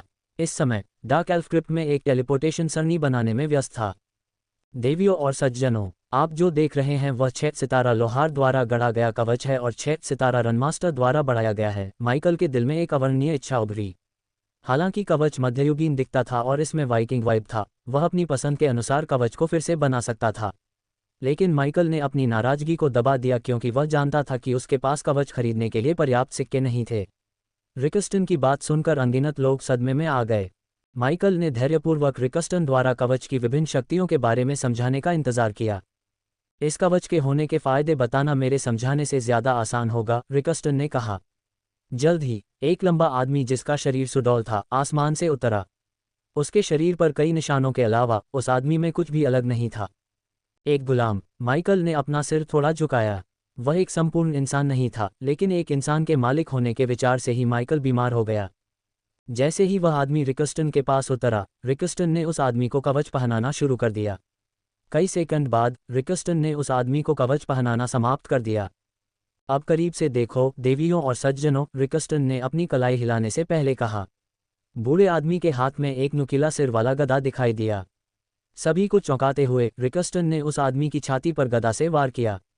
चिंगारी उड़ी और क्षेत्र में जोरदार धमाके की आवाज गूंज उठी। रिकस्टन ने रुका नहीं बल्कि उस आदमी पर फिर से वार किया। जैसे ही रिकस्टन ने बार बार वार किया, गहरा लाल कवच और भी चमकने लगा। चमक के अलावा सभी ने कवच से सीटी की आवाज भी सुनी। हर कोई उत्सुकता से चमकते कवच को देख रहा था, कुछ होने का इंतजार कर रहा था। कुछ और वार सहने के बाद कवच इतनी चमक से चमक उठा कि भीड़ में से कुछ लोगों ने अपनी आंखें बंद कर लीं। अगले ही पल सभी ने एक जोरदार धमाकेदार आवाज सुनी जब रिकस्टन कवच द्वारा बनाई गई शॉकवेव से उड़ गया। अखाड़े में सन्नाटा छा गया। उस पल अखाड़े में पिन गिरने की आवाज भी सुनी जा सकती थी। अध्याय 629, माइकल की बोली। शॉकवेव बनाने के बाद कवच अपने शुरुआती रंग में वापस आ गया, अपनी सारी चमक खो दी। दर्शकों के विपरीत माइकल जैसे कुलीन और साधकों ने जमीन पर कई रून को मंद रूप से चमकते हुए देखा। उन्होंने विस्फोट को दबा दिया ताकि रिकस्टन को शॉकवेव से चोट न लगे। अपने पैरों पर उतरने के बाद रिकस्टन ने अपने मुंह के कोने से बहते खून को पोंछा। रिकस्टन बख्तरबंद आदमी के बगल में उतरने से पहले हवा में उछला। जैसा कि आप सभी ने देखा है, कवच उस पर लगने वाले प्रहारों की शक्ति को संग्रहित करता है और विरोधियों को नॉकआउट करने या यहाँ तक कि उन्हें मार डालने के लिए एक शक्तिशाली शॉकवेव फायर करता है। कवच के बारे में सबसे अच्छी बात यह है कि इसकी शक्ति पहनने वाले के साथ बढ़ती है। उदाहरण के लिए, जब एक फ्यूजन चरण का साधक कवच पहनता है तो यह एक सोल रिफाइनर की तुलना में अधिक मजबूत और अधिक शक्तिशाली शॉकवेव पैदा करेगा। ये गुलाम अभी केवल कोर फॉर्मेशन चरण में है। फिर भी कवच ने एक शॉक वेव बनाई जो मुझे एक सोल रिफाइनर को उड़ाने के लिए पर्याप्त शक्तिशाली थी, रिकस्टन ने कहा। अनगिनत लोग चौंक गए और आपस में बड़बड़ाने लगे। कई लोग कवच के लिए तरस रहे थे क्योंकि उनकी आंखों में चमक देखी जा सकती थी। मैं आपका कीमती समय और बर्बाद नहीं करूंगा। इस कवच की शुरुआती कीमत 20 मिलियन है, रिकस्टन ने अपनी आवाज़ को और तेज करने के लिए कहा। वह चाहता था कि हर एक संभावित बोलीदाता उसके शब्दों को जोर से और स्पष्ट रूप से सुने। उसके मन में कोई संदेह नहीं था कि कवच एक्वापेलिस को कम से कम 100 मिलियन दिलवाएगा। 25 मिलियन, रिकस्टन की आवाज़ बंद होते ही ईव ने बोली लगाई। माइकल ने अपना सिर थोड़ा झुकाया। उसकी पूरी संपत्ति में 25 मिलियन शामिल थे, फिर भी ईव के लिए 25 मिलियन एक छोटी सी कीमत थी। 35 मिलियन, सुनहरे राजकुमार की आवाज़ उसके वीआईपी कमरे से गूंजी। एक ही बोली के साथ सुनहरे राजकुमार ने कीमत 10 मिलियन बढ़ा दी। 50 मिलियन, माइकल ने हंट परिवार के कमरे से एक कर्कश आवाज़ गूंजती सुनी। 50 मिलियन, ईव ने शांति से बोली बढ़ा दी। 65 मिलियन, हंट परिवार के बुजुर्ग ने कर्कश आवाज़ में कहा। माइकल ने देखा कि ईव, हंट परिवार की बुजुर्ग और सुनहरे राजकुमार को छोड़कर किसी ने भी कवच के लिए बोली नहीं लगाई। उसे उम्मीद नहीं थी कि लैला और एडिथ थूसिया लौटने के बजाय एक्वा पैलेस में ही रहेंगी। हालांकि तीनों एक के बाद एक बोलियां बढ़ा रहे थे, लेकिन रिकस्टन को वालरेंस और थूसिया के साथ जो हुआ उस पर पछतावा था। एक्वा पैलेस ने कल रात जो कुछ हुआ उसकी खबर को रोकने की पूरी कोशिश की, लेकिन खबर पूरे राज्य में जंगल की आग की तरह फैल गई। एलन अलारी के पूरे शहर में भय व्याप्त हो गया। रिकस्टन को पता था कि जब वे बात कर रहे थे, सिल अलारी की राजधानी से सैनिक एलन अलारी की ओर जा रहे थे। ये सिर्फ एक निरर्थक कार्रवाई थी। हर कोई जानता था कि डार्क लॉर्ड बहुत पहले ही चला गया था। भले ही महारानी एलन अलारी में प्रकट हुई हो, रिकस्टन को संदेह था कि वे डार्क लॉर्ड को ढूंढ पाएंगे या ये पता लगा पाएंगे कि वह एक ही दिन में तनुलिया वलरेन और रीडर को कैसे मार पाया, जब तक कि डार्क लॉर्ड वास्तव में एक देवता न हो जैसा कि कुछ लोग दावा करते हैं। डार्क लॉर्ड के अचानक प्रकट होने के कारण कई रईस एक्वा पैलेस छोड़कर चले गए थे। वे सभी अपने महलों में अपने सैनिकों से घिरे रहना चाहते थे। कई मिनट बीत गए लेकिन कवच के लिए बोली जोरदार रही। वोल्डिगार्ड वीआईपी कमरे के अंदर, ईव ने धीमा होने का कोई संकेत नहीं दिखाया। 90 मिलियन, ईव की शांत आवाज़ पूरे अखाड़े में गूंज उठी। गोल्डन प्रिंस और हंट परिवार के बुजुर्ग ने नीलामी को अपने पक्ष में करने के लिए अपनी पारिवारिक पृष्ठभूमि का उपयोग नहीं किया। वे जानते थे कि दूसरा पक्ष उन्हें कोई सम्मान नहीं देगा, भले ही वे अपने परिवार के नाम का उपयोग करें। इसलिए उन्होंने सिर्फ सिक्कों से बोली लगाई, अपने परिवार के नाम से नहीं। जब वे कवच के लिए बोली लगा रहे थे, माइकल ने हंट परिवार के कमरे में एक छाया को प्रवेश करते देखा। हंट परिवार के सदस्य तुरंत अपनी सीटों से उठ खड़े हुए। हालांकि माइकल उनके चेहरे नहीं देख सकता था, लेकिन ये स्पष्ट था कि उस आकृति का बड़ों से उच्च दर्जा था। हुन मत करो, गया के शब्दों ने ईव के वाक्य को छोटा कर दिया। अगर आप अपने परिवार को उसकी पिछली स्थिति में नहीं ला सकते तो कवच किसी काम का नहीं है। इस कवच को खरीदने से आपकी पीठ पर और बड़ा निशाना लगेगा। इसे सुनहरे राजकुमार को दे दो। वह सही कह रही है। इस समय सुनहरे राजकुमार जैसे किसी व्यक्ति को पार करना एक अच्छा विचार नहीं लगता। नाइटमेयर ने ईव की कवच पाने की इच्छा पर अपनी चिंता व्यक्त की। 100 मिलियन, सुनहरे राजकुमार ने बोली लगाई। पूरा अखाड़ा चौंक गया, यहाँ तक कि माइकल को भी सुनहरे राजकुमार के प्रति थोड़ी ईर्ष्या महसूस हुई। अगर एक अकेला आदमी 100 मिलियन ऐसे खर्च कर सकता है जैसे कि यह कुछ भी नहीं है, तो माइकल केवल कल्पना कर सकता है कि उसका परिवार कितना अमीर होगा। माइकल को यकीन था कि महारानी कम से कम कई बिलियन की संपत्ति रखती होंगी। मैं एक दिन उनके जैसा बनना चाहता हूं, माइकल ने खुद से कसम खाए। लोगों ने हंट परिवार और वोल्डिगार्ड के वीआईपी कमरों पर अपनी निगाहें गड़ा दी और उनमें से किसी के बोली बढ़ाने का इंतजार करने लगे। लेकिन उनकी उम्मीद के विपरीत किसी ने एक शब्द भी नहीं कहा। एक बार 100 मिलियन, 2 बार। रिकस्टन ने अपने शब्दों को इस तरह खींचा जैसे कि वह किसी और से बोली बढ़ाने की उम्मीद कर रहा हो। 3 बार 100 मिलियन। गोल्डन प्रिंस को बेचा गया। रिकस्टन की गड़गड़ाहट से अखाड़े में हलचल मच गई। धन्यवाद, लेडी ईव और हंट परिवार के बुजुर्गों। गोल्डन प्रिंस की प्रभावशाली स्पष्ट आवाज़ कमरे से गूंज उठी और पूरे अखाड़े में गूंज उठी। माइकल और ईव ने आह भरी। बाद वाले को कवच की इच्छा थी और दूसरे को उस कवच से बेहतर कवच बनाने की इच्छा थी जिसे उन्होंने अभी नीलाम किया था। अपनी इच्छाओं के बावजूद उन दोनों को अपनी इच्छाओं पर नियंत्रण रखना था। ईव के पास 200 मिलियन तक जाने के लिए पर्याप्त सिक्के थे, लेकिन जैसा कि गया ने कहा, कवच खरीदने से उसकी पीठ पर और भी बड़ा निशाना लगेगा। वह गया के प्रति आभारी महसूस कर रही थी क्योंकि उसने उसे आसन खतरे की याद दिलाई। अगर घोस्ट ने रॉटगार्ड्स को खत्म नहीं किया होता तो वोल्डीगार्ड्स दुनिया से बहुत पहले ही गायब हो गए होते। हालांकि ईव जानती थी कि यह सिर्फ एक अस्थायी समाधान था। समय के साथ प्रतिद्वंद्वी परिवार लकड़बग्घों के झुंड की तरह उसके परिवार पर टूट पड़ेंगे। उसके मन में कोई संदेह नहीं था, देर सबेर उसे अपने अस्तित्व के लिए लड़ना ही था। कवच की नीलामी के बाद रिकस्टन ने दास को बर्खास्त कर दिया। दूसरी ओर कवच खंभे से गायब हो गया। हर कोई रिकस्टन के अगले आइटम को लाने का इंतजार कर रहा था। वे सभी उत्सुक थे कि वे अगली बार कौन सी शक्तिशाली वस्तु देखेंगे। उनकी उत्सुक निगाहों के सामने लोहे का खंभा फिर से जमीन से उभरा। बर्फ का एक गोला उठा। गोला क्रिकेट की गेंद के आकार का था। अपने आकार के बावजूद जैसे ही गोला दिखाई दिया, अखाड़े का तापमान कई डिग्री नीचे गिर गया। सभी को ठंड का एहसास हुआ क्योंकि वे अपनी सांसें देख सकते थे। पहले के विपरीत रिकस्टन बर्फ के गोले से कई मीटर दूर खड़ा था। माइकल को आश्चर्य हुआ कि बर्फ के गोले ने अखाड़े के चारों ओर धुंध पैदा कर दी थी। कई दर्शकों को अपने शरीर को गर्म रखने के लिए अपनी आंख ऊर्जा का उपयोग करने के लिए मजबूर होना पड़ा।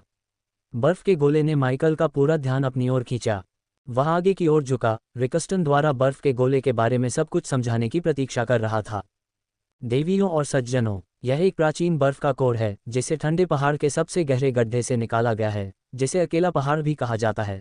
अकेला पहाड़ एक ऐसा स्थान था जहां साधक दशकों या सदियों तक एकांत साधना में प्रवेश करने के लिए जाते थे।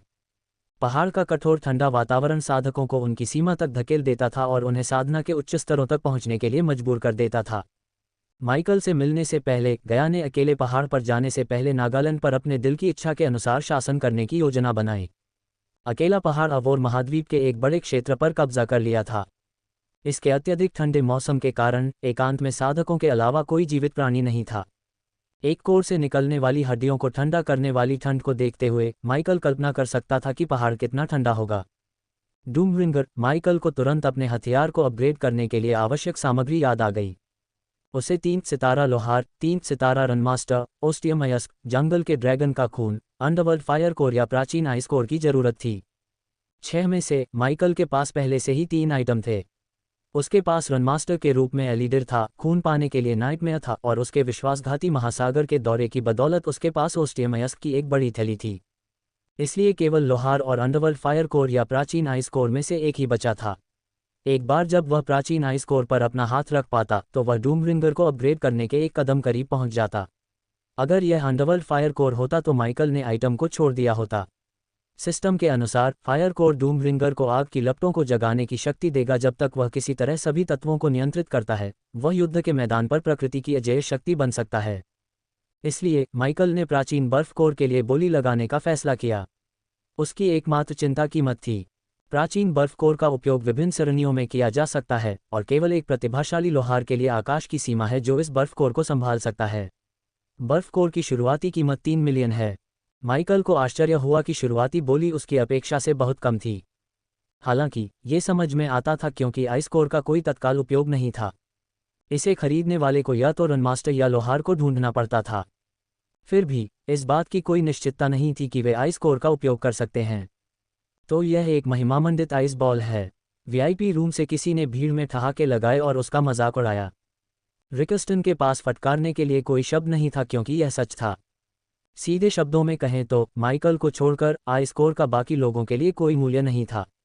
भले ही 6 सितारा लोहार या रनमास्टर के हाथ आइस कोर लग जाए, लेकिन वे जो कुछ भी बनाते हैं उसमें इसकी ठंडक का केवल एक हिस्सा ही डाल सकते हैं। लेकिन वे बहुत सरल तरीकों से समान प्रभाव प्राप्त कर सकते हैं। रईसों को ये पता था। आखिरकार वे सभी अपने साथ विशेषज्ञों को लेकर आए थे। 3.5 मिलियन गोल्डन प्रिंस ने आइटम के लिए बोली लगाई, जिससे माइकल भौचक्के रह गए। 4 मिलियन माइकल ने पहली बार आइस कोर के लिए बोली लगाए, लेकिन बाकी लोगों के विपरीत उसने तुरंत बोली को 1 मिलियन से नहीं बढ़ाया, बल्कि माइकल ने इसे 500,000 तक बढ़ा दिया। 5 मिलियन। हालांकि दूसरे पक्ष ने बोली को 1 मिलियन से बढ़ा दिया था। माइकल को यह पसंद नहीं आया। फिर भी जब तक बोली 25 मिलियन से आगे नहीं बढ़ जाती तब तक उसका पीछे हटने का कोई इरादा नहीं था। 5.2 मिलियन माइकल ने बोली लगाए। 6 मिलियन हंट परिवार बोली में शामिल हो गया। 6.1 मिलियन माइकल ने फिर से बोली लगाए। इस बार उसने बोली को और कम कर दिया। बोली लगाने के उसके तरीके से भीड़ में कई बार बड़बड़ाहट हुई, लेकिन माइकल को इससे कोई फर्क नहीं पड़ा। रईसों के विपरीत माइकल सोने के सिक्कों का मूल्य जानता था। जब वह पहली बार इस दुनिया में आया तो उसके नाम पर एक भी सिक्का नहीं था। माइकल के पास जो भी सिक्का था वह कड़ी मेहनत से कमाया गया था, इसलिए माइकल को इसे फिजूल खर्ची से नफरत थी।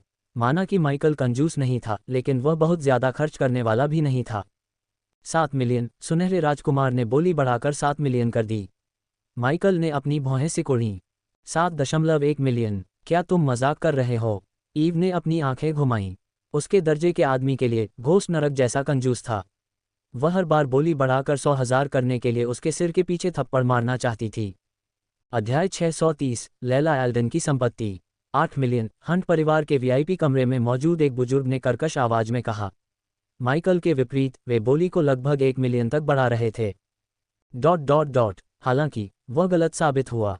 माइकल ने गहरी सांस ली।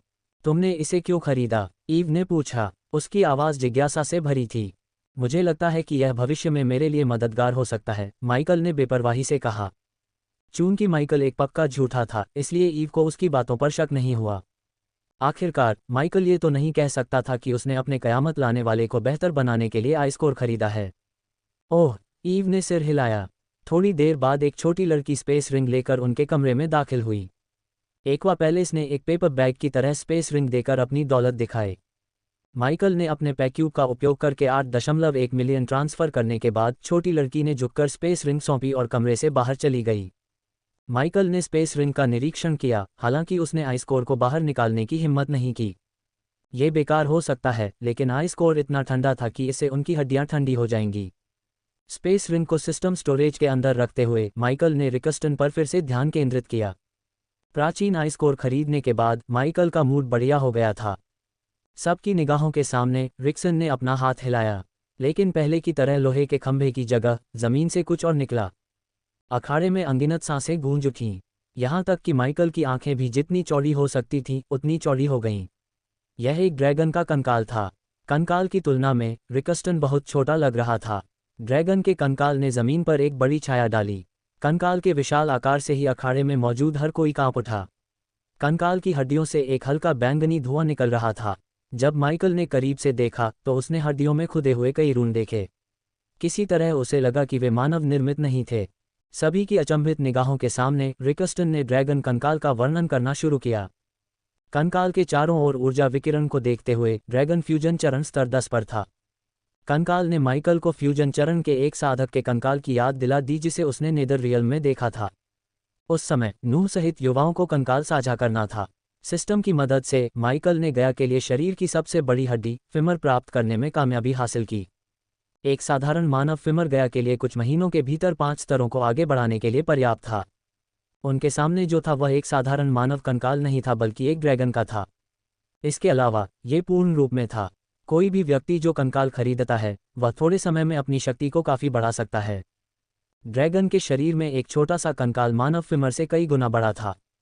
इसलिए माइकल केवल कल्पना कर सकता था कि एक साधक कंकाल से कितनी देर तक ऊर्जा को अवशोषित करने में सक्षम होगा।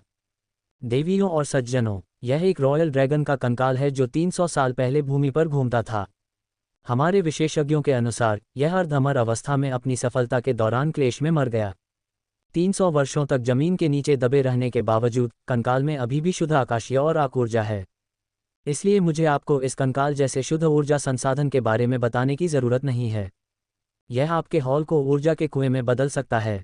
यदि आपके पास ये कंकाल है तो आपको अपने जीवन में बाधाओं के बारे में चिंता करने की ज़रूरत नहीं होगी, रिकस्टन ने कहा। रिकस्टन की आवाज़ में ईर्ष्या का भाव था। कंकाल की शुरुआती कीमत 300 मिलियन है। जिसने भी असाधारण राशि सुनी वह कांप उठा। 320 मिलियन, इससे पहले कि लोग बड़बड़ाना शुरू कर पाते, सुनहरे राजकुमार की आवाज़ पूरे अखाड़े में गूंज उठी। चूंकि माइकल जानता था कि वह कंकाल तक भी नहीं पहुंच पाएगा, इसलिए उसने पीछे झुककर कुछ अंगूर खाने और नीलामी का आनंद लेने का फैसला किया। 400 मिलियन, माइकल को आश्चर्य हुआ जब गाया ने बोली बढ़ाकर 400 मिलियन कर दी। एलिया, तुम क्या कर रही हो? ईव की आंखें सदमे और भय से भरी हुई थीं।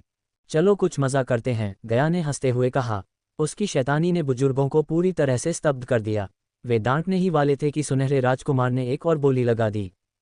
450 मिलियन, 500 मिलियन, गया ने फिर से बोली बढ़ाई। उसे विश्वास था कि रईस कम से कम 800 मिलियन तक जाएंगे। गया को जानते हुए नाइटमेयर चुप रहा, क्योंकि उसे पता था कि उसके साथ बहस करने का कोई मतलब नहीं था।